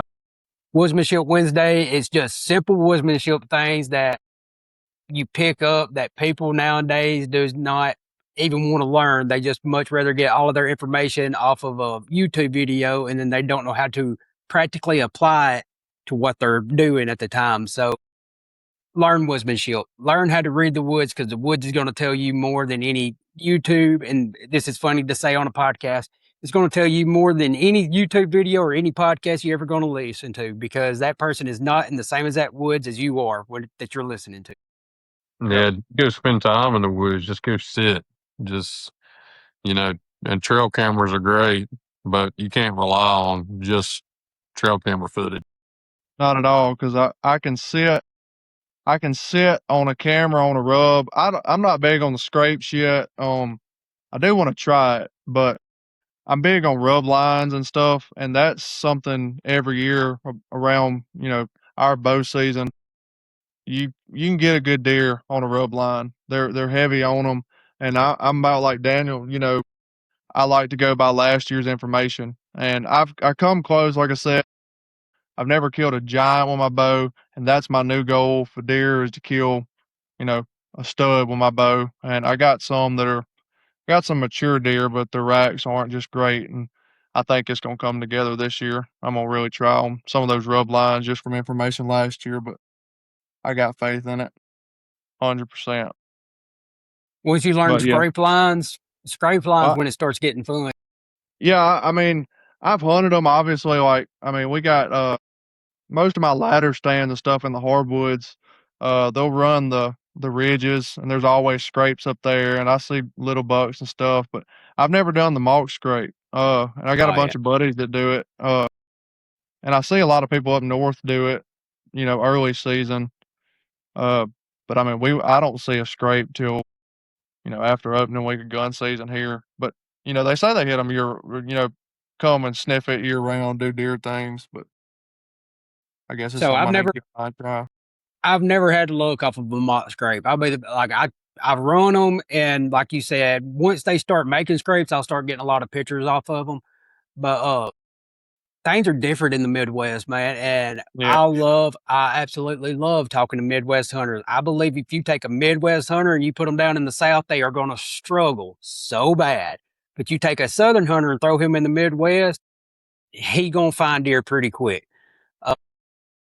And I have argued with people about this because they don't believe that. And I'm like, okay, just come down and hunt with me and let me come up there and hunt with you, and we'll see which one has the harder hunt. But the Midwest, you find a scrape, there's going to be a deer around that scrape at some point or the other. Down here, you might have 50 scrapes on one scrape line, and he will circle around every one of them and hit the one in the middle. And you're sitting on the very one at the very first one. Well, then you're like, oh, I got pictures of him at the middle. So you start hunting the middle one. He circles and hits the front one. Like, scrape lines are fun once you learn how to read scrape lines. Or he might not hit it every day. Yeah, or he may not hit it. Day. I got a scrape line at my house that they start establishing in about 2 weeks. They'll start establishing this scrape line, and they'll sit there and they'll hit it at pretty much, you can time it midnight almost every single night. They'll start hitting that scrape line. The rut hits, they'll hit that mug about 10 minutes before legal daylight, and all you can see is them walking through the woods, and you're like, take never shoot. Mm. Anything on closing on the Bible side?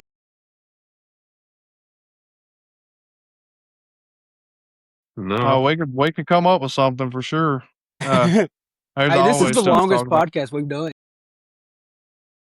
I was gonna say, I mean, I've kept my mouth shut on a lot of things. I mean, there's plenty we could talk about, and I mean, I was gonna dip off into the detail about not the social media, but people saying how this or that ruined hunting, and that was big on me. My tractor cab thought this week, and I might save it for another podcast, but in short story, nothing has ruined hunting.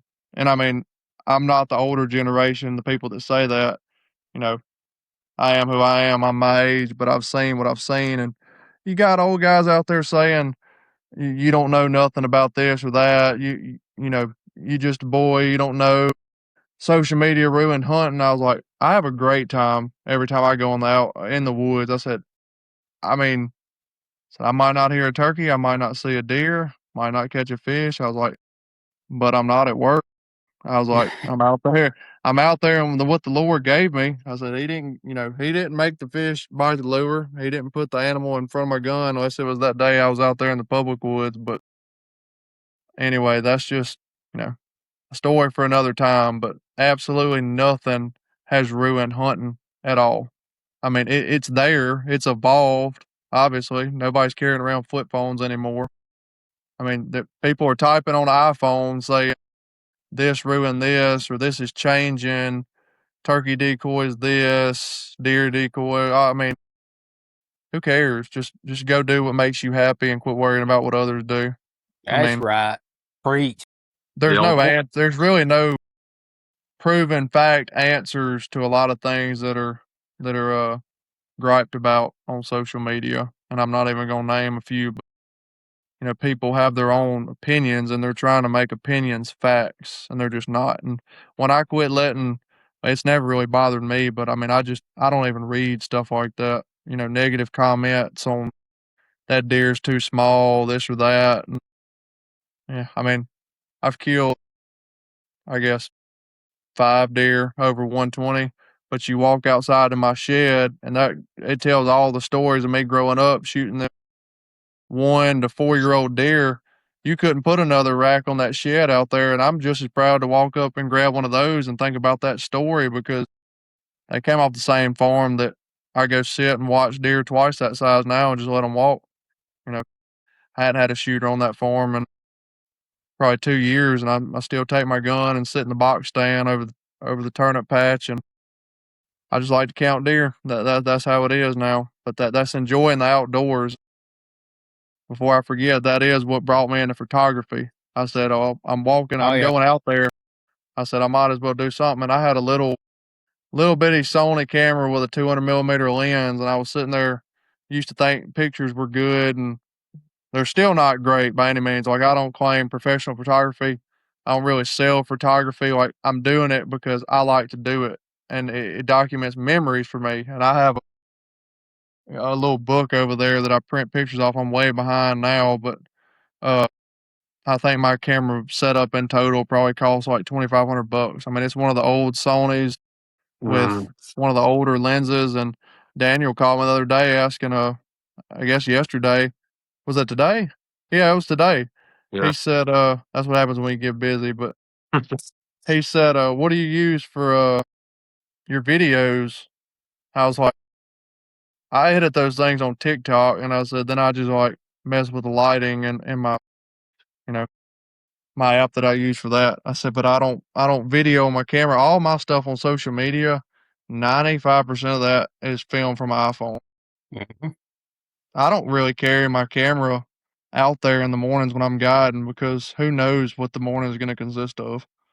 Yeah. Most of my best half decent pictures were taken out of was either me going out by myself with just a camera, hoping to get that picture, or driving down the road and there it is. I mean, Yeah. good lighting in the morning, good lighting in the afternoon, birds in the field. I mean, just lucky. I think a lot of photography will tell you the same thing. A lot of the pictures are just luck, spur of the moment. But if you Mm, take enough pictures, you're gonna get a few decent ones, and that's how I feel about it. I mean, I filled up 3 SD cards guiding last year, and I don't know. There's probably 15 pictures that I think are half decent. I yeah. tell everybody that's getting into filming because I used to film my hunts and everything, and I used to have like the expensive camera and stuff like that to film hunts. I tell everybody, man, you're walking around with $1,000 camera in your pocket right now. To get you started, go buy you a set of these little mics so you got good audio, and use your phone until you're able to step up if you want. Even if you don't want to step up, like I sold all my camera equipment because I'm no longer really filming, but I still have I think it's called Painted Arrow. It's a little magnet that goes on my stabilizer just so I can still film kill shots off of my bow. But I used to have the second angles, third angles, and all that stuff. I just got tired. Like I didn't get tired of it. I got tired of missing deer because I was more worried about the footage than I was about hunting. And I just quit doing it. Dad calls me crazy all the time. Like, there's just some days I'm like, and that camera. Now I got a camera bag, but I used to just carry it around, just bare camera. I was like, all right, I'm going to stand. He said, where's your gun? I was like, I'm just taking the camera and the tripod. And he said, And he said, "You're going to where the buck's coming out every day?" I said, "Yeah, I'm just going to take pictures of them." I said, "I really don't feel like skinning one tonight." And he was like, well, he said, "Let me go there." I was like, "No." I said, "This ain't his day. I'll go take pictures of him and then never see him when I take a gun." And he doesn't make me mad. I like, uh, once again, nothing against the animal, but I like my photography pictures of those animals more than I like me sitting behind a fanned out turkey or a deer with a rack. But once again, there's another argument. We're not out there to, if we take the weapon into the outdoors, we're going to harvest an animal. And I think Michael Waddell said it best. We are doing it for our pleasure. We are having fun doing it, and we're not going to starve if we don't do it. But then again, nobody puts into the outdoors and the Lord's creation like, someone that loves stuff in it, like us. Outdoorsmen get it back the most. And I've changed a lot of people's mind who are against hunting or against animal harvest and stuff like that by just talking about the Lord. You tie that stuff into it, you can really shut down some theories for sure. Yeah. Well, Peyton, where can they find you on social media for the people listening? If they want to just look up your name. Yeah, they can look up my name on Facebook. I don't have a photography page. I probably never will because, like I said, I don't think I'll ever push to try to make money through photography. Just not my thing. I love sharing the pictures with Daniel. I think it's awesome that he shares them, and I'd never thought about it, but never will charge people for that. But yeah, just under my name on Facebook, uh, I post all my stuff. During turkey season, I was posting a picture a day. Now I've kind of faded off and post here and there. Nobody wants to look at anything in the summer, but I got some deer and duck pictures stored up, and I'm kind of fading out on the duck hunting, but I love the duck photography, because I love the winter weather. I love being out there, so I'll have a bunch of that this year coming. Hey, there's some of us weirdos that likes looking at deers, ducks, and turkeys all throughout the year. It don't matter Man, if it's so hot right now, and I'm still over here thinking about deer hunting. if it wasn't for just regular people, and I mean I don't care, I'll post them all, but I mean if it wasn't just for regular people, uh, on my Facebook, I'd post turkeys every day. People would actually probably think I'm insane because I really got enough turkey pictures. I got plenty on SD cards that I haven't pulled off. I could post one every day of the year, and then it's going to restock starting in February next year. Well, guys, we'll do the sign off. Peyton, appreciate you coming on, brother. Before we do the whole sign off, we'll go ahead and pray. It's been an awesome getting to hear your testimony and getting to talk to you about some preseason stuff. Like we said, definitely gonna have to get you on during turkey season. Well, I guess before turkey season really starts hammering, because talk about being busy, you'll be busy come turkey season. Mhm. Yeah, y'all call me at any time. I'll put it on with a guy with a client in the truck with me. We can talk about whatever. I'll talk about their misses or whatever, make them feel real special. Where do you say you got at? Nebraska and my other guys, they're in Florida, but like I tell everybody, we're not really like focused. We're not centered in on that. We got connections. We could probably send you anywhere. We could probably send you anywhere in the US you wanted to go. And we got a connection in Mexico, and we can get you on the oscillated goals. And I mean, we can set you up with the full grand slam, you know, all tied into one. We can do anything with a turkey you want. But I mean, that's not us personally. I mean, if people want to go with us personally or me personally, I'm I'm in Nebraska 100%. I'm here. I'm here right at the opening of Mississippi, and then I'm up there and up there for 2.5 months. Well, I'll be someday I'm gonna have to holler at you because I want to kill Miriam so bad. Come on, you can kill Rio and Amir. I'll be up there in May. Heck yeah. Yep, we talked about that. Yep. Yeah, looking forward to that. Well, Absolutely.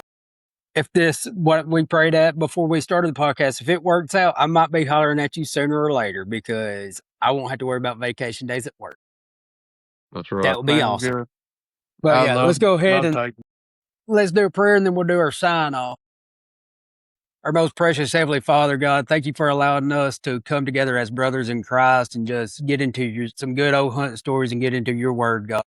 God, we ask that if anybody's hearing this podcast, that if it touches them in a place that they are lost right now, God, that they find you before it's everlasting too late.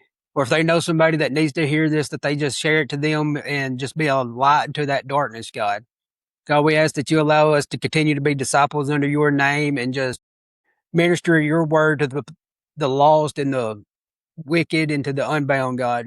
God, we ask for a hedge of protection around each one of our families and just thank you for sending your son to die on the cross for the remission of our sins because we sure don't deserve it, but you saw that we was worthy. In Jesus' name we pray. Amen. Amen.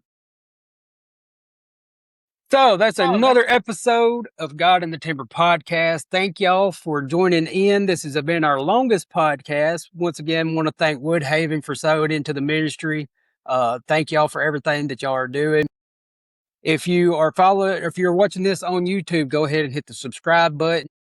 Trying to do some daily videos. I have slacked off this week. I apologize. My wife has been at the beach, so I had my 3 young girls with me all week, so I did not get to film as much as I like to. If you are listening to Spotify or Apple Podcasts, leave a review, share it out, be much appreciated. And if you are just looking around, we are on all social media platforms. You can find God in the Timber on them. You can also find Rack and Wing on Facebook and Instagram. And y'all, while y'all at it on Facebook, go ahead and look up Peyton and go check out some of his awesome photography. And we would like to thank y'all for another awesome week. And until next week, keep your boots laced tight, keep your Bibles open, and live with purpose. Thank y'all, and God bless.